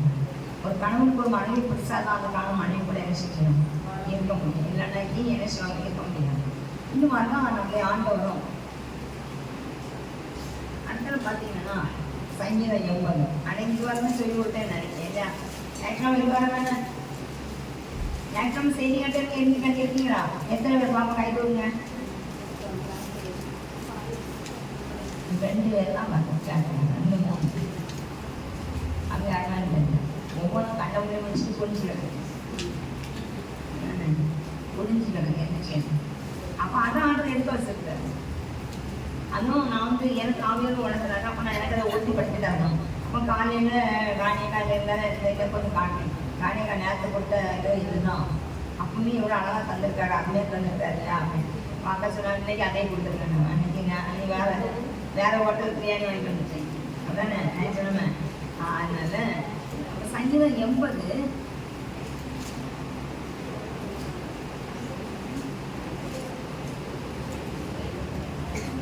1 14 வரை எங்கள் வீட்டில் பார்த்தீங்கன்னா இஸ்ரவேல் மேய்ப்பரை யோசேப்பை ஆட்டு மந்தை போல் நடத்துகிறவரே செவி கொடும். கேருவின் மத்தியில் வாசம் பண்ணுகிறவரே எப்ராஹிம் பென்யமீன் மனோசே என்பவர்களுக்கு முன்பாக நீர் வந்து வல்லமை எழுப்பி எங்களை ரட்சிக்க வந்தார். அப்போ இதில் இந்த ரட்சிப்புக்காக செவிக்கப்படுகிற விண்ணப்பம் நீங்கள் நீ வீட்டில் சொல்றீங்க யாரில பாருங்க, சேனையின் தேவனை எங்களை திருப்பி கொண்டு வாரும், உமது முகத்தை பிரகாசிக்கப்படும், அப்பொழுது ரட்சிக்கப்படுவோம். நீர் ஏற்றிருந்து திராட்சை கொடியை கொண்டு வந்து ஜாதிகளை குறைத்து விட்டாதே நாட்டினேன். அதற்கு இடத்தை ஆயத்தப்படுத்தினேன். அது வேரூன்றி தேசமும் படர்ந்தது. அது நிழலால் மலைகளும் அதன் கிளைகளால் திவ்யமான கேதுகளும் மூடப்பட்டது. அது என் கொடியை சமுத்திர மட்டமாகவும் தன் கிளையை நதிமட்டமாக பரவிட்டது. இப்பொழுதோ வழி நடத்துகிற யாரும் அதை பறிக்கும்படியாக அதன் அடைப்புகளை ஏன் தகர்த்து போடும். அப்போ அது பாதுகாப்பாக இருக்கணும் இல்லையா? இஸ்ரவேல் தேவனான் கர்த்தர் நம்ம நடுவில் இருந்தா நம்முடைய திராட்சை தோட்டம் எப்படி இருக்கும்? நம்ம வீடு திராட்சை தோட்டம். அதை நம்ம எப்பவும் கொட்டி எது போட்டு அதை நம்ம எப்பவும் பராமரிக்கணும். நம்ம குடும்பத்தை எதுனால வசனத்தினால அந்த பராமரிப்பு நம்மளுக்கு வரும்போது கண்டிப்பாக கர்த்தர் என்ன செய்வார் நமக்கு. அதனால தான் காட்டு பன்றி அதை உழுது போடுகிறது, வெளி மிருகங்கள் அது மேய்க்கப்படுகிறது. சேனை கர்த்தாகும், சேனை தேவனை திரும்பி வாரும், வானத்திலிருந்து கண்ணோக்கி பார்த்து இந்த திராட்சை செடியில் சாதிக்கணும். இந்த திராட்சை செடி ஒரு சாதிக்கிறாங்க. ஏன்னா பாருங்க, இஸ்ரவேல் தேவனா கர்த்தர் நடுவில் இருக்கா. என்ன நினைப்பீங்க? சிவன் குமாரத்தை தெம்பெடுத்து பாடு, எஸ்ரவேல் குமாரத்தையே மகிழ்ந்து அப்படின்னு சொல்றாரு. அப்போ நம்ம தெம்பெடுத்து பாடி மகிழ்ந்து கனி கொடுக்கும்போது நம்ம வாழ்க்கையில கிடைக்கிற நன்மை இந்த 14 என்ன இருக்கு, என்ன எப்படி இருக்கு, நம்ம எப்படி இருக்கணும், எப்படி இருக்கக்கூடாது. அப்போ அது வீட்டிலே வாழ்க்கை. ஏன்னா அது அந்த திராட்சை செடியும் அந்த பராமரிப்புலன்னா அதில் காட்டு பஞ்சியும் அதை உழுது போடுது, வெளி மிருகங்கள்லாம் என்ன செய்யுது. அதனால சேனையின் தேவனை திரும்பி வாடும், வானத்திலிருந்து கண்ணூற்றி பார்த்து. அப்போ ஆண்டவர் போனாங்க தான் இதெல்லாம் உள்ள வரும். ஆண்டவர் நம்மளை வந்து நம்ம நடுவில் அவர் இருப்பாருன்னா ஒன்றுமே நம்மளை என்ன செய்ய முடியாது, தொட முடியாது. அவர் நம்மளை வந்து விலகும் போது இதெல்லாம் வந்து நம்மளை என்ன செய்யணும், சத்துரு சேனை நம்மளை வந்து என்ன செய்யும், சோதி கொள்ளும். அப்போ நம்ம ஒன்றுமே செய்ய முடியாது. சத்துரு சோதித்திட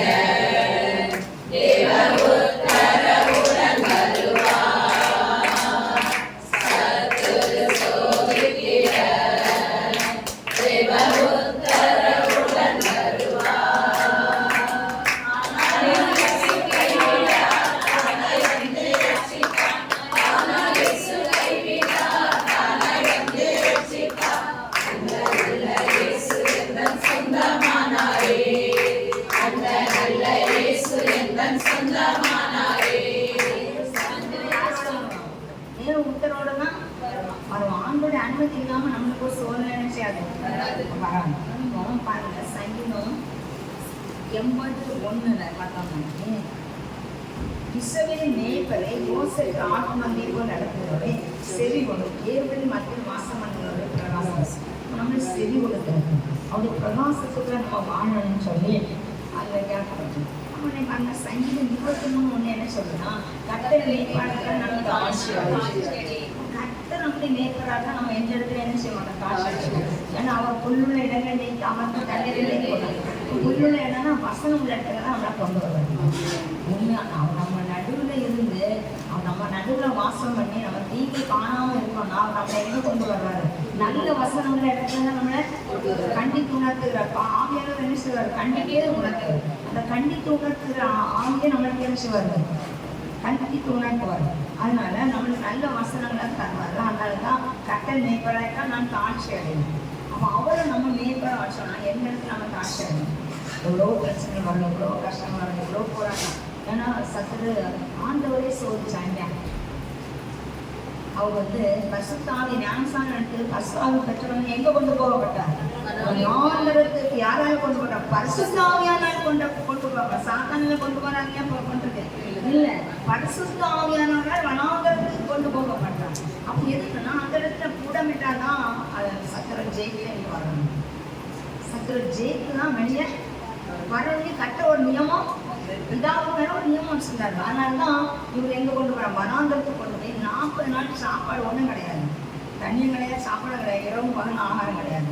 ஆனா அந்த 40 நாள் முடியும் போது சத்துரு கரெக்டா வந்தது. நான் தெரியும் உங்க நாள் கிட்ட, ஏன்னா கிட்ட தான் படுக்க வச்சிருந்தேன். வனாந்தரத்துல அவனும் கூட இருந்தான்.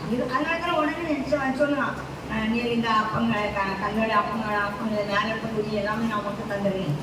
அது ஒவ்வொன்றுக்கும் வசனத்தோட பேச அவனும் வசனம் பேசுவான் இல்லையா? அவனுக்கு நம்மளை விட அவன் வசனம் அழகா பேசுவான். ஏன்னா அந்த அளவு அவன் தாண்டல பாசம். நம்மளுக்கு அவனால பாசம் இல்லை. அவனுக்கு அந்த அளவு பாசம் இல்லை. நான் வசனத்தை படிச்சு வச்சிருக்கான். நம்ம ராணிக்கு வசனம் படிக்க சொன்னாக்கி ராணி கிட்ட சொல்லணும். அவ்வளவும் படிச்சு ஒரு வருஷம் வந்து அவ்வளோத்தையும் சேர்த்து ஒரு 10 வருஷம் கேட்டு என்ன செய்ய. இப்ப என்ன சொல்றேன்? அங்கதான் மண்டை சரியில்லைன்னா நீ குறையும் குழப்பி விடுறாங்கன்னு சொல்லி நான் பரிசை எழுதி 10ஆம் கிளாஸ்ல 12ஆம் கிளாஸ் போனேன். பரிசை எழுதுக்குள்ள போகணும்ல, நம்ம போகணும்ல. பாருங்க அந்த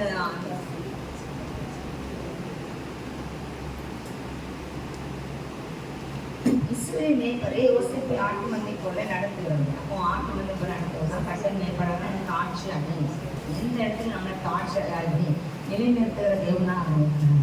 அதனால தான் யோவான் 15:5 பாருங்க.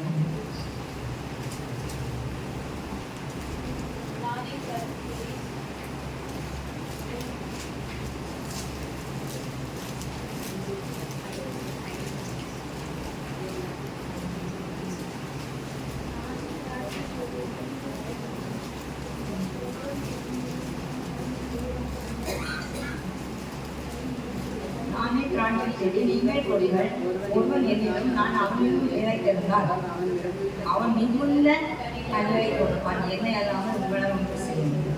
அப்போ அவருக்குள்ள நிலைத்திருந்தா மிகுந்த கல்லை கொடுப்பான். அவர் நம்ம நடுவில் நீங்க காணணும்னா நம்மளுக்கு செழிப்பு இல்லையா?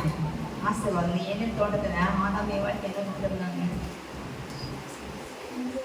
எல்லாத்தையும் சாப்பிடக்கூடிய வேலை செய்யாம சாப்பிடக்கூடிய பெரிதான ஒரு ஆசீர்வாதத்தை என்ன செய்யறாங்க? ஆனா இவங்க என்ன செய்றாங்க? அதை இழந்து போனாங்க இல்லையா? எவ்வளோ பெரிய ஒரு மேன்மை இல்லையா? ஆனந்தம் கொடுக்கப்பட்டது இல்லையா? எவ்வளோ பெரிய ஒரு சந்தோஷம், ஒரு ரொம்ப நல்ல ஒரு ஆண்டவரில் நடக்கிறாரு அப்படின்னு சொல்லி ஒரு விசுவாசம், ஒரு நம்பிக்கை. அந்த அளவில் கொண்டு ஆதாம ஏவாளை வச்சுருந்தாங்க. ஆனால் ஒரே நிமிஷத்தில் வார்த்தை கீழ்ப்படியாத எல்லாமே டோட்டலாக போகும். அப்போ நம்ம அதை சிந்திக்கணும். ஒரு நிமிஷத்தில் சிந்தித்து பாருங்க. நானே திராட்சை செடி, நீங்கள் கொடிகள், ஒருவன் என்னிலும் நான் அவனிலும் நிலைத்திருந்தால் அவன் மிகுந்த கனிகளை குறைப்பான். என்னை அல்லாமல் உங்களால் ஒன்று செய்ய அவன் நம்ம கூட இணைந்திருந்தான். ஒரு தீங்கை காணாம இருக்க நம்மளை ஆசீர்வார், எல்லாத்தையும் ஆசீர்வாதத்தை அவர் என்ன செய்வார், கொண்டு வர அந்த ஆசீர்வாதத்தின் பாத்திரமா நம்மளை மாற்றம் தான் ஆண்டு. அப்போ பாருங்க, யாரு பார்த்தீங்கன்னா, நீங்கள் என்னிலும் என் வார்த்தைகள் உண்மையில் நினைக்கிறதுனா நீங்கள் கேட்டுக்கொள்வது எதுவோ அது உங்களுக்கு. நம்ம எது நினைச்சிருக்கணும்? ஆண்டு வார்த்தை நம்மளுக்குள்ள இருக்கா? அந்த வார்த்தை நம்ம வாழ்றோமா? அந்த வார்த்தை ஏற்றுக்கொள்ளாம நன்றி சிலர் சொல்லுவாங்க, எனக்கு பேர் வர்றதுக்கே மனசு இல்லை. ஏன் மனசு இல்லை? ஏன் மனசு இல்லை?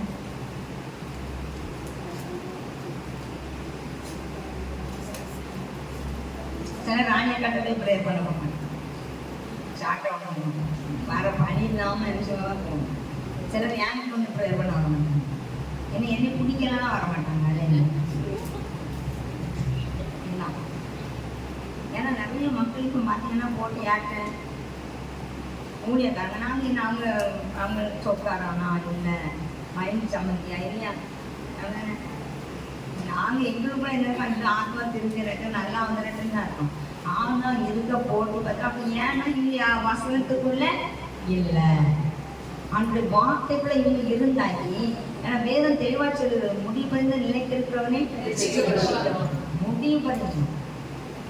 நம்ம சொல்லுவோம் தான் என்ன செய்யணும், பஸ் 2 பஸ் யாருக்கு போவாங்க.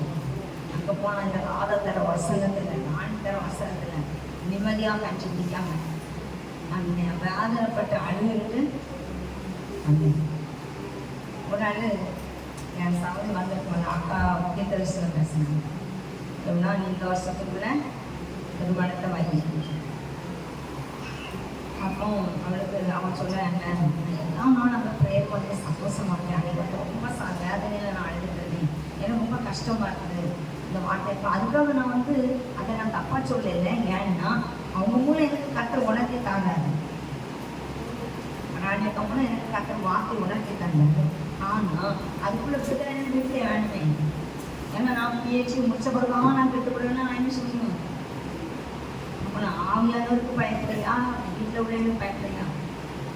நான் இந்த படம் தான் பேச்சு முடிச்ச பிறகு இந்த 2 வருஷம் கட்டான்னு கெட்டுப்படுவேன்னு நான் என்ன செய்யேன்?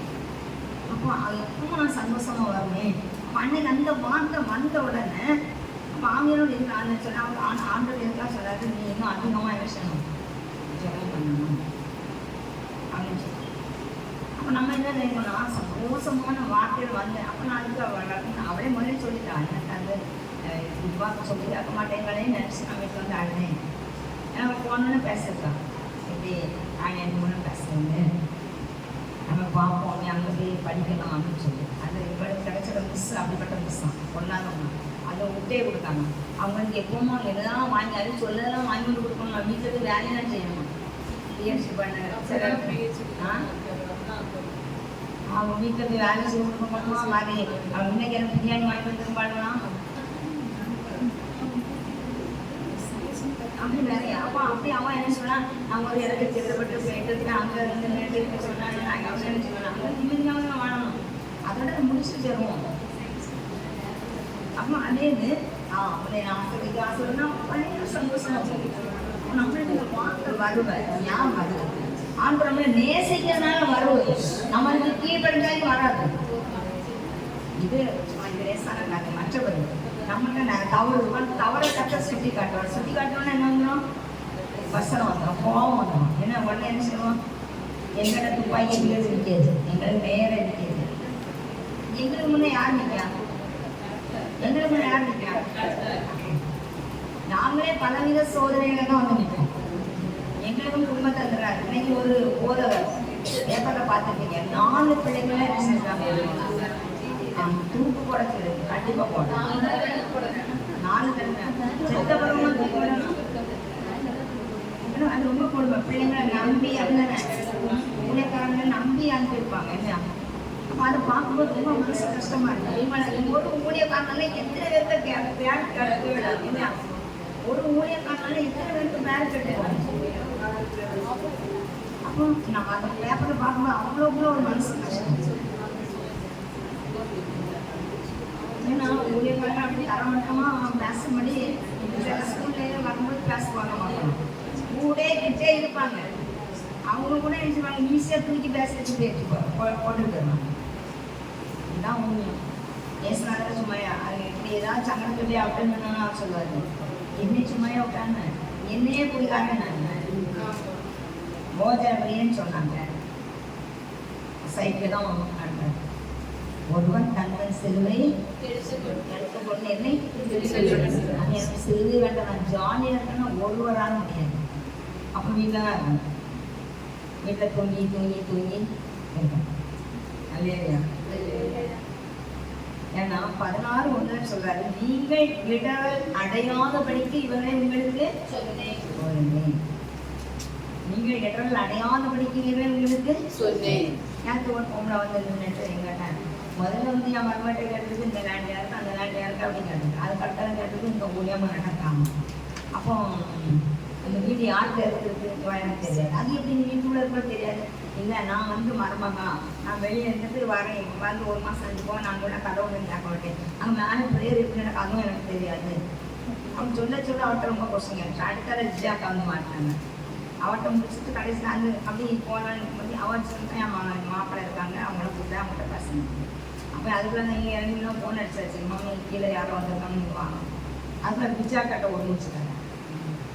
கடைசியில் ஒரு என்ன நடக்குன்னு எனக்கு தெரியுது. ஆனால் நாங்கள் மக்கள்கிட்ட எல்லாரும் நீங்கள் சத்தத்தை கொஞ்சம் குறைச்சி போடணும். எங்கள் மைக்கு சத்தத்தோட நீங்கள் போட சத்தம் தான். நல்லா ஜோம் பண்ணுங்க. நீங்கள் நல்லா ஜோம் பண்ணுங்க. ஒரு நாள் எல்லாரும் தியானமும் ஜோம் பண்ணுங்க. இடத்த தரட்டு இடம் தந்துட்டாரு மைக்கி வெளியே சத்தம் கேட்க முடியாது. நான் ராபிசன் வச்சுருக்கேன்.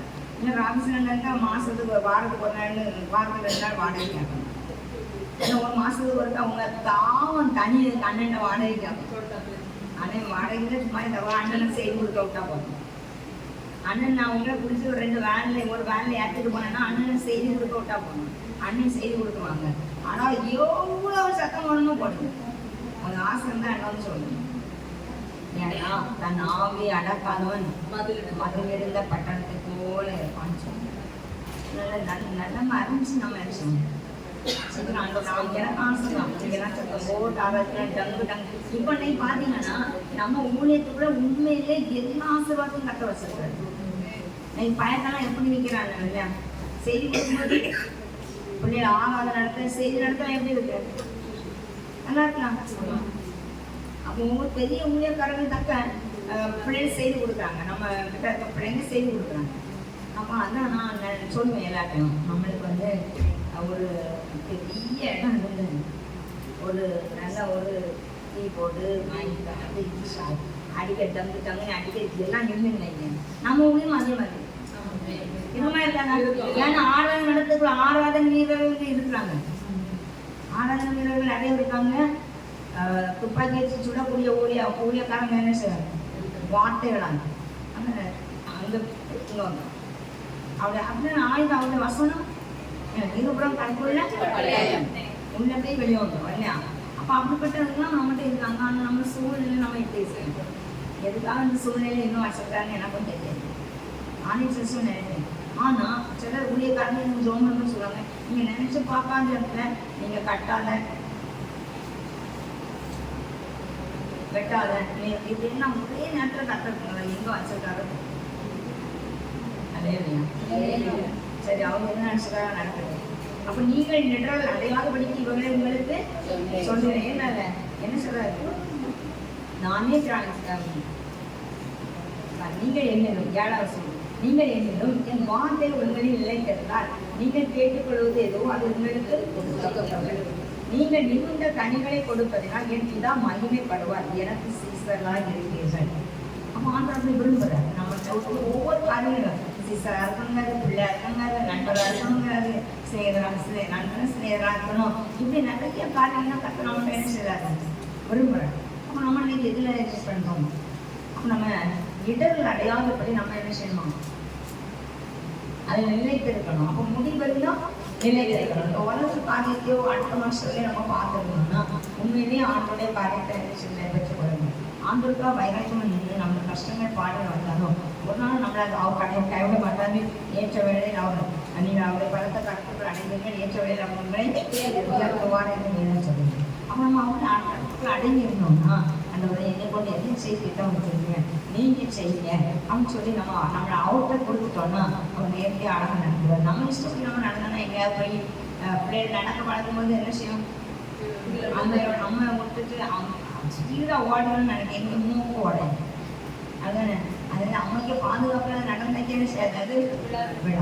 அப்போ நம்ம ஆண்களுடைய பாதுகாப்பில் இருந்தாங்கன்னா நிச்சயமாக இடர்களை மட்டும் விட மாட்டோம். அப்போ நீங்கள் நிறைய காரியங்களை பார்த்தா அன்றைக்கி எனக்குலாம் இந்த நாளிலேருந்து ரொம்ப மன கஷ்டம். என்னென்னா நம்ம இந்த ஸ்கூல் பேக்கில் நாகூர் ஸ்கூலு தாமரம் எல்லாம் நம்ம சைனாளுக்கு அண்ணி சிவந்தி அவளுக்கு தம்பி மகன் அங்கே படிக்கிறாங்க. அவங்ககிட்ட என்ன சொல்லுன்னு சொன்னான். ஆமாம், புதன்கிழமை சொல்லுவேன். அப்போ அவங்க தம்பி மகன் அங்கே படிக்கிறாங்க. படிக்க பயட்ட அங்கேருந்து 2 பயக்க பஞ்சாப் விற்க சொல்லுவேன். விற்று நீனும் எனக்கு வளர்த்து செலவு எடுத்து எங்களுக்கும் தான் சொல்லுவேன். அப்போ இது வந்து அந்த அவருக்கு தம்பிகளும் குடிப்பாங்க. இன்னும் வந்து இவங்களுக்கு பேக் எதுவோ செக் பண்ணாங்க. பார்க்கும்போது இது கூட்டத்தில் இருக்குது. உடனே பையனை கூட்டிகிட்டு ஸ்கூலுக்கு போயிட்டாங்க. அப்படி இப்படி இருக்குது அப்படின்னு சொன்னேன். உனக்கு யார் தந்தாங்களோ அங்கேருந்து 2 பையன் அப்படி கேட்டு சாருக்கு. ஆனால் ஒரு இடத்துல குடிக்கிற எதுக்கானு போடையது குடிக்கிற என்ன செய்யணும்? ஏற்று சொல்லணும். நீ மாதிரி பவர் சொல்லி சங்கடப்பட்டான். அப்போ இது நம்மளுக்கு தெரிஞ்சு அப்போ தெரியாமல் எத்தனை பிள்ளைகள் இருக்கும் இல்லையா? வீட்டோட சொல்ல மாட்டாங்க. இது தாக்கி பார்த்தனால தான் இல்லை இந்த பிள்ளை விக்கிய வாங்கிட்டு வராமல் இருந்துக்கலாம்ல. இது இதோ விக்கிய சொல்லாங்க. இது தெரியாதா? போதனான்னு தெரியும் கண்டிப்பாக. அது அந்த ஸ்கூலில் நடமாடுங்கிறது தெரியதான் செய்யுங்க. அப்போ இதை வாங்கிட்டு கூடாது. அப்போ வாங்கிட்டு வந்துருக்கலாம். நம்ம பிள்ளைய கெட்டு போகலாம். ஏன்னா நீ பிள்ளைய கையில் பைசா வேணும். எப்படி வந்தாலும் சொல்லலாம். யார் கெட்டு போகலான்னு எக்கேடு கெட்டு போகலான்னு சொல்லலாம். நம்ம பிள்ளைங்க என்னது பணம் எப்படி ஆகிட்டாங்க. அதனால நல்லா ஜோகனுங்க உங்கள் பிள்ளைங்களுக்காக. வார்த்தையை உங்களுக்காக உங்கள் பிள்ளைங்களுக்காகவும் அது அனும்போது கத்தர் நம்மளை நடுவில் இருப்பாங்க. சியோக்கு வார்த்தை கெட்டு பாடு கத்தர் நடுவில் இனி நீ தீங்கை. அப்படிப்பட்ட காரியங்களை கத்த நமக்கு தரணும்னு தான் நினைக்கிறாரு. ஆனால் நம்ம தான் என்ன செய்யறோம்? நீங்கள் நிமிர்ந்த கனியை கொடுப்பதினால் என் பிதா மகிமைப்படுவார். என் சீசராக இருக்குது. பிதா என்னில் அன்பாய் இருக்கிறது போல நானும் உங்களில் அன்பாய் இருக்கேன். என்னுடைய அன்பிலே நிலைத்திருங்கள். அப்போ அவருடைய அன்பில நம்ம நிலைத்திருக்கணும். ஏன்னா 11ஆவது வசனம் பாருங்க. என்னுடைய சந்தோஷம் உங்களில் நிலைத்திருக்கும்படிக்கு உங்கள் சந்தோஷம் நிறைவாய் இருக்கும்படிக்கு இவைகளை உங்களுக்கு சொன்னேன்.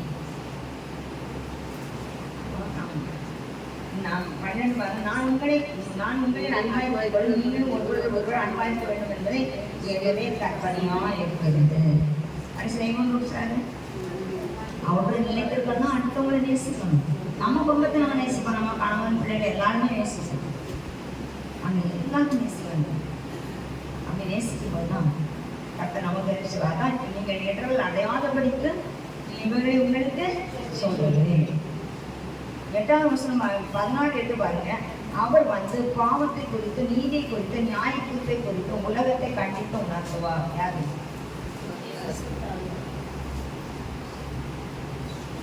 நான் உங்களுக்கு உண்மை சொல்கிறேன். நான் போகிறது உங்களுக்கு போதனமாய் இருக்கும். நான் போகாதிருந்தால் தேற்றவாளன் உங்களிடத்தில் வரார். நான் போவேனே ஆகில் அவரை உங்களிடத்துக்கு அனுப்புவேன். அவர் வந்து பாவத்தை குறித்தும் நீதியை குறித்தும் நியாயத்தை குறித்தும் உலகத்தை கண்டித்து உணர்த்தாம பரிசுத்த ஆவியானவர் கண்டித்து உணர்த்தாம எடுக்க முடியாது. ஒவ்வொரு சபையிலும் பரிசுத்த ஆவியானவர் கண்டித்து உணர்த்துறவராக இருக்கிறார். அப்போ பரிசுத்த ஆவியானவர் கண்டித்து நடத்துகிறா நம்ம கூட இருந்தாங்கன்னா கண்டிப்பா நம்முடைய வாழ்க்கையில நம்ம பாவத்துக்கு இடம் கொடுக்கணும். நம்ம பரிசுத்தமா வாழுவோம், நம்ம அவரோடு இணைந்து வாழுவோம், அவருக்காய் வாழுவோம். நம்மளுக்கு ஒரு பெரிய சந்தோஷத்தை தரும். அதனால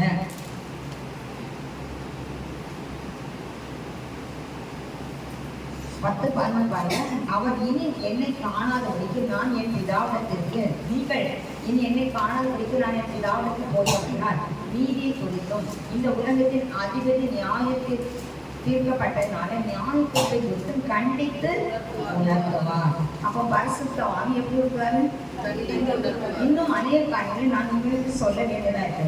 அவர்களை நீங்கள் இப்போது தாங்க மாட்டீர்கள். ஆனா நம்ம அடிக்க மாட்டீங்க. எப்படி இன்னும் நான் பேசினா நீங்க தாங்க மாட்டீங்க. ஆனா கொஞ்சம் கேட்டு நம்மளால முடியல. என்ன சொல்றோம்? இன்னைக்கு பேர் போங்க படுத்துட்டு நல்லா தான் எல்லாரும் சொல்றேன். வசனம் கேட்டு தான் உள்ளவங்களுக்கு என்ன இருக்கும்? இன்னைக்கு வசனம் கேட்கணும். பரிசுத்த ஆவியானவர் என்ன பேசுறாரு கேட்கணும். நம்மளாம் நம்ம ஆர்பாஸ் ஒய்ஃபு, நம்ம ராணி அக்கா, நம்ம சான்சி, இப்போ பெண்ணும் நல்லா ஆண்டவர்கள் எல்லாம் இப்படி இவங்கெல்லாம் வரும்போது ரொம்ப ஆர்வமாக இருப்பேன். அவங்க அன்னைக்கு ராணி அக்கா செய்து கொடுக்க போகிறாங்க அப்படின்னு எனக்கு ரொம்ப சந்தோஷமா இருக்கும். பால்பாசம் கொண்டாட்டி அதுவும் நினைச்சு எல்லாம் கோழியாக இருக்கிறது. அங்கேருந்து எப்படியாவது எல்லாம் பேச வேண்டிய சூழ்நிலை வரும். அதனால என்ன செய்வேன், இங்கே வந்து இருந்தது. ஏன்னா எதுக்கு நான் வசனத்தை கேட்கணும். அதே மாதிரி காலையில் வரும்போது அவ்வளோ சந்தோஷமாகும். ஏன்னு அங்கே அடி பின்னால் நடக்கும், அது பின்னால் நடந்துட்டு போகுது. ஆனால் நம்மளுக்கும் அதில் எங்கே நம்மகிட்ட தவறு இருக்காங்க. இப்போ நம்ம ஊழியம் செய்கிறாங்க, நாங்கள் நல்லவங்க கிடையாது, எல்லாருமே நல்லவங்க கிடையாது. நமக்கும் கட்பட்டிக்குள்ளே என்ன நடக்கும்? வீட்டு வீடு அப்போ வாசப்படி விட்டு விடு, கட்டிப்பையும் கட்டிடும். அப்போ எங்கிட்டையும் கண்டிப்பா ஏதாவது தவறு இருக்கும். எங்கிட்டையும் கண்டிப்பா ஏதாவது தவறு இருக்கும். நாங்க வந்து பரிசுத்தவான் கிடையாது. நாங்க இப்போ அந்த பாதையில வந்துட்டு இருக்கோம். அவ்வளவுதான். நாங்க வந்துட்டோம்னு சொல்லிட்டு யாருக்குமே முடியாது. மோசஸ் கூட சொல்ல முடியாது, பார்த்து சொல்ல முடியாது. நாளைக்கு நம்ம எந்த லெவலில் ஆகுமே நமக்கு தெரியாங்க. ஏன்னா சிம்சன் எப்படி இருந்தான்? சிம்சன் நல்லா இருந்தான் இல்லையா? ஒரு கண்ணு காடை இழுக்க வச்சு 1000 பேரை அடிச்சான். ஆனா அவனே விழுந்து போனான். அதனால நம்ம ஏமாத்தோம். அவன் கிருபை பெற்றவனே என்ன செய்யட்டான்? பிறக்கும் போது அவனுக்கு கிருபை, அவன் முடி கிருபை அப்படிதானே. பிறக்கும் போது அவனுக்கு முடிய மகிமையா கொடுத்துருந்தாரு இல்லையா? அப்ப பிறக்கும் போதே மகிமையின் ஆசீர்வாதத்தை வாங்கிட்டு வந்த அவன் கேட்டான். நம்ம எப்படி அவங்க பிறமை வாங்கி கருணை அழைச்சி வந்துடுற, அது வேற. ஆனா அவனு அவங்க அப்பா அம்மாட்ட சொல்லி தான் என்ன செய்யறாரு? திராட்சை ரசம் சாப்பிடக்கூடாது, ஒருமை சாப்பிடும், இதெல்லாம் திராட்சை இதில் வந்து எதுவுமே சாப்பிடக்கூடாது, நசரேய முறையில் தான் இருக்கணும்னு சொல்லி தான் சிம்சனை என்ன செய்யறான்னு கொடுத்தாரு. ஆனா அவனுக்கு என்ன செய்யல, அவனுக்கு தெரியும். அவன் என்ன செய்யல, தெரியலாருக்கு வண்டிகளையே செய்யறான். அப்போ நம்மளுக்கும் நிறைய தெரியும். ஆனா நம்ம எங்க யாருக்கும் வண்டியில நடக்கும்? இஸ்ரேல் தேவனா கட்டம் நடுவில் இருக்கான்னு தீங்க கட்டம் நடுவில் இருக்க நம்ம வண்டியில சாட்சி வச்சுருக்காங்க. எனது தலைவன் இயேசு ராஜன் மார்பில் சாய்ந்து சாய்ந்து மகிழ்ந்து மகிழ்ந்திருப்பேன். எனது தலைவன் இயேசு ராஜன் மார்பில் சாய்ந்து சாய்ந்து மகிழ்ந்து மகிழ்ந்திருப்பேன்.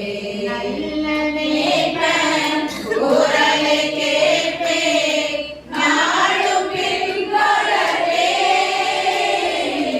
நல்ல மேய்ப்பன் குரலை கேட்பேன் நாளும் பின்தொடரே. தோளில் அமர்ந்து கவலை மறந்து, தோளில் அமர்ந்து கவலை மறந்து தொடர்ந்து பயணம் செய்வேன். தொடர்ந்து பயணம் செய்யணும். ஏன்னா இஸ்ரேல் தேவனா கர்த்தர் நடுவில் இருக்கா. நீ தீங்கை இந்த தீங்கை காணாத அவங்க பாதை நடக்கணும். அதுக்கு என்ன செய்யணும் அப்படின்னு சொல்லியிருந்திருக்காரு இல்லையா? எல்லாம் சொல்லியிருக்காருல. அப்போ அந்த பாதையில் நடக்கணும். இன்னைக்கு நம்ம எந்த பாதையில் நடக்கிறோம், நம்ம பாதை நமக்கு தெரியும். நம்ம எந்த பாதையில் நடக்கணும். ஏன்னா ஆண்டு அவ்வளோக்குள்ள நம்மளை நேசிக்கிறாங்க. சீசரா வைக்க விரும்புகிறாரு. நண்பர்களாக விரும்புகிறாரு, பிள்ளையாக விரும்புகிறாரு. அப்படி ஒவ்வொரு உரிமை உள்ள பாத்திரமாக தரக்க விரும்புகிறாரு. எல்லாம் உரிமை, நல்ல உரிமை யாருக்கு? சீசர்களுக்கு, நண்பர்களுக்கு, யாருக்கு? சகோதரர்களுக்கு, மற்ற சிநேகிதர்களுக்கு. அப்படின்னா இதெல்லாம் நல்ல ஒரு ஐக்கியம் இல்லையா? இந்த ஐக்கியத்தெல்லாம் அவர் வேதத்துல பேசுகிறாரு. ஆனா நம்ம எப்படி இருக்கோம்? இன்னைக்கு அவருக்கு பாத்திரமா இருக்கணும். இன்னைக்கு கேளுங்க, தேவனா கட்டர் உன் நடுவில் இருக்க, நீங்க காணாது இருப்பான்னு சொன்னீங்க, என் நடுவில் இருக்கீங்க, இல்லைன்னா வாங்க, இன்னைக்கு வாங்க, என் கூட வாங்க. சரிவிட்டு சொல்றாங்க, சரி சீக்கிரமா இந்த நாளில் நான் உண்மைக்கு வர போனேன். ஆனா மனுஷங்க என்ன நினைச்சாங்க? ஐயோ எவ்வளவு பெரிய பாம்பு, இவன் வீட்டுக்கு போறேன்னு சொல்றாரு அப்படின்னு. ஆனா அவருக்கு சகை உள்ளம் திறக்கப்பட போல தெரியும். சகைக்கு உள்ளம் திறக்கப்பட போகுது. சகை எனக்கா நிக்க போறான், எனக்கா எல்லாம் செய்ய போறான். அவன் அந்த கீழே இறங்கி வாங்கணும்னா கிட்ட போனோடனே அவன் சொன்னது எப்படி? எனக்கு இதெல்லாம் நினைச்சேன், நான் யாரையாவது வந்து அபகரித்துருந்தா அதை 3 கத்தனையா 4 கத்தனையா என்ன செய்வேன், நாங்கள் உள்ள தருவேன் அப்படின்னு சொல்லி அந்த அவங்களுடைய பாவம் அறிக்கை அந்த இடத்துல இருக்காங்க. அதனாலதான் ஆண்டவர்கள் சகை விட்டு இருக்காங்க. அவங்க அந்த நாளே சகை குடும்பத்துக்கு சகை விட்டு ரட்சித்தவங்க. இவனும் ஆபிரகாமுக்கு குமாரன் ஆயிருக்கிறான்னு சொன்னாங்க. அப்ப நம்மளாம் ஆபிரகாமுக்கு பிள்ளைங்க. அப்போ ஆபிரகாமுடைய வழியில வாங்க நம்ம ஒவ்வொருத்தரையும் அவர் ஆசீர்வதிக்க விரும்புறாரு, நம்ம கூட இருக்க விரும்புறாரு. ஆபிரகாமோடு இருந்த தேவன், ஈசாக்கோடு இருந்த தேவன், யாக்கோவோடு இருந்த தேவன் நம்மோடு இருக்க விரும்புறாரு. ஆனா நம்ம தான் கூடமா இருக்கணும், நம்ம தான் வழி நிற்கணும். நம்ம கொடுக்க வேண்டிய கணத்தை கொடுக்காம கெமிருக்கு பாடிங்க என்னது மகிழ்ந்து யாரும் செய்கிறாரு நினைக்கிற மனுஷரை கழிவு வந்துருக்கோமா? எவ்வளவுதான் அவன் செய்யறது. ஆனாலும் நம்ம குறவாடிகள் இருப்பாங்க. நீ ஒரு வீடு தந்துருக்காருன்னா நாளைக்கு அடுத்த என்ன வர ஞான மாடி இருந்தா நல்லா இருக்கும். முதல்ல வீடே இருந்திருக்காரு. இப்போ 15 வீடாக நாங்கெல்லாம் 13வது வீடு தான் எனக்கு தெரியும். இந்த வீடு எனக்கு 13வது வீடு. என் மாமியார் வீட சேர்ந்து மாமியாருக்கு 20 தானே, எப்படி அங்கே நம்ம இறந்துட இல்லையே. எங்களுக்கு 13வது வீடு. அப்போ வீடு தந்தோடனே என்னாச்சு? மேலே பிரேயருக்கு சரி சூடாக கட்டியாச்சு. வாழ்க்கை வர வர நல்லா இதோடு இருந்தால் நல்லா இருக்கும், விவசாயம்னா நல்லா இருக்கும் அப்படின்னு. ஆனால் அசையாமல் தான் இருக்கு. அப்படின்னு சொல்கிறார், வீட்டுக்கு எடுத்து வீட்டில் எல்லாருமே கை வச்சாங்க. இல்லை இப்போ எங்கிட்ட பைசா விட முடியாது. ஆனால் அப்படின்னு சொல்கிறார், நீ துவக்கிறாங்க அப்படி கொஞ்சம் எடுத்த வட்டிலாம் வாங்கி அப்படியே அப்படி ஈஸியாக கொடுப்பா சார். ஒரு நாள் கூட சம்பளம் இல்லைன்னு சொல்றது வைக்கிறாங்க. அப்படி கடன் வாங்கி தான் ஆகணும், ஆனால் வட்டி இல்லாத அதே அவனும் அழகாக கொடுக்க மாட்டேன்னு கேட்டேன். அப்போ அவங்க நம்ம கூட நம்ம நடுவில் இருக்கும்போது எல்லாத்தையுமே கரெக்டாக என்ன செய்வார். அடுத்த சரிசமா நம்ம தான் என்ன செய்வோம், அவரோட கிடையாது. அவர் நடுவில் இருந்ததெல்லாம் மறந்துடுவோம். நான் அந்த நம்ம மறக்கிறதுனால தான் நமக்கு எங்களுக்கு பாட முடியாது, மகிழ்ந்து கழிவிட முடியாது. நம்முடைய பாடங்களை சுமந்து அந்த வேதைகளை சுமந்தோம். அப்போ ஆண்டு நீ கொண்டு வந்துடுறாங்க. எனக்கு எவ்வளவு நன்மை செய்யறாங்க செய்யறேன். நாகமான் அந்த புஸ்தகம் போனோன்னு எவ்வளோ சந்தோஷமா இருக்கு.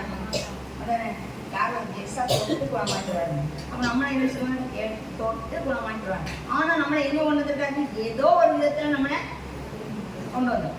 அவங்களுடைய நினைவுகள் வேறுங்க. நம்ம நினைப்போம் ஒரு 2 நாள் நம்ம பருவிக்கு என்னைக்கு அப்போ எங்களுக்கு சொல்ல வைப்பார். ஒரு 3 வாரம் 5 வாரம் வான்னு சொல்ல வைப்பார். நமக்கு அப்பவே தெரியும் கொஞ்சம் போட்டுட்டாரு. அவர்கிட்ட சொன்னாலும் சொல்ல முடியாது, எல்லாமே சொல்ல மாட்டோம். நாங்கள் இங்கிலீஷ்க்கு சொல்ல முடியாது. அப்பவுமே நினைப்போம் அப்படி ஏதோ ஒன்று ஆத்மாக்கிட்ட நடத்த விரும்புறாரு அப்படின்னு சொல்லி. அப்போ அதுக்கு பிறகு அவங்க நம்ம நினச்சிட்டு வருவோம், இப்போ நம்ம இனி போண்டா இந்த 1 வாரம் போகணும், இந்த 1 வாரம் அன்னைக்கு அர்ப்பம் செய்வார். 5 வாரம் வர வைப்பாரு. ஒன்றும் நடக்கலை. இந்த வாரத்தோடு முடிச்சுவாங்க கரெக்டாக அன்னைக்கு அர்ப்பணத்தை செய்து. அதுக்கப்புறம் நம்ம என்ன சொல்லுவோம், செய்து காட்டுவோம். மாறாத என்ன செய்வோம், மறந்துடுவோம். அதுக்கப்புறம் என்ன செய்வோம், ஆண்டவரே போராடுவோம். அப்போ அதுக்கடுத்தாங்க இனி போதும் அப்போ மரமணி வரும்போது அர்ப்பணம் செய்வோம். விட மாட்டார். அவங்க நானும் நடுவில் இருக்கணும். ஒருபோது அவங்க கொடுக்குற தேவன் இல்லை, கை விடுகிற தேவன் இல்லை. அதனால முடிஞ்சு யாராக அப்போ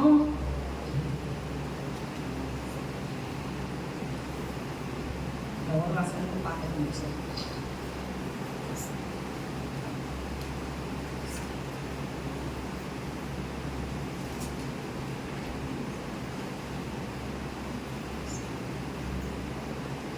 இருபது 16 20 மெய்யாகவே மெய்யாகவே நான் உங்களுக்கு சொல்கிறேன், நீங்கள் அழுது புறப்படுகிறீர்கள், உலகமும் சந்தோஷப்படும். நீங்கள் துக்கப்படுகிறீர்கள், ஆனாலும் உங்கள் துக்கம் சந்தோஷமாய் மாறுகிறேன். சார்ந்த சொல்லுவாரு, கட்டளம் நடுவில் இருக்கும்போது தீங்கை காணாத சொன்னா ஆண்டவர் சொன்னா நம்ம துக்கத்தை சந்தோஷமா மாற்றப்படாது. நம்ம துக்கத்தோட இருப்போம் இல்லையா? இல்லை யாரா நான் துக்கம் இல்லாமல் வந்துட்டேன்னு சொல்ல மாட்டேன். கை பார்ப்பேன். எனக்கு ஒரு வேலையை ஆண்டவர் சூப்பராக வச்சுருக்காங்க. எல்லாரும் ஒவ்வொரு வேலையோட வந்துருவோம் இல்லையா? எல்லாரும் ஒரு தீங்கோட ஒரு வேலையோட தான் வந்துருக்கோம். ஆனால் அதை மாற்றி அமைக்கிறது யாரு? அவர் நம்மளுக்கு என்ன அதை மாற்றி எனக்கு சொல்றாரு, மெய்யாகவே மெய்யாக நான் உங்களுக்கு சொல்றேன், நீங்கள் அழுது புறம்புங்க. அப்போ நம்ம அழுது புறம்ப வேண்டிய காணும். அழுது புறம்புங்கள், நீங்கள் உலகமும் சந்தோஷப்படும். உலகம் மக்கள் நினைச்சுவாங்க சந்தோஷப்படுவாங்க. நீங்கள் துக்கப்படுவீர்கள், ஆனாலும் உங்கள் துக்கம் சந்தோஷமாய் மாறும். அப்போ நம்ம துக்கத்தை இந்த நாளில் சந்தோஷமாக மாற்றுகிறது தேவன் கட்டம் நடுவிருக்கால் நீ தீங்கை காணாதிருப்பா என்று சொன்னாங்க. அந்த தேவன் அவன் வார்த்தையில கடந்து வந்திருக்கிறார். தீங்கை காணாதவை உங்கள்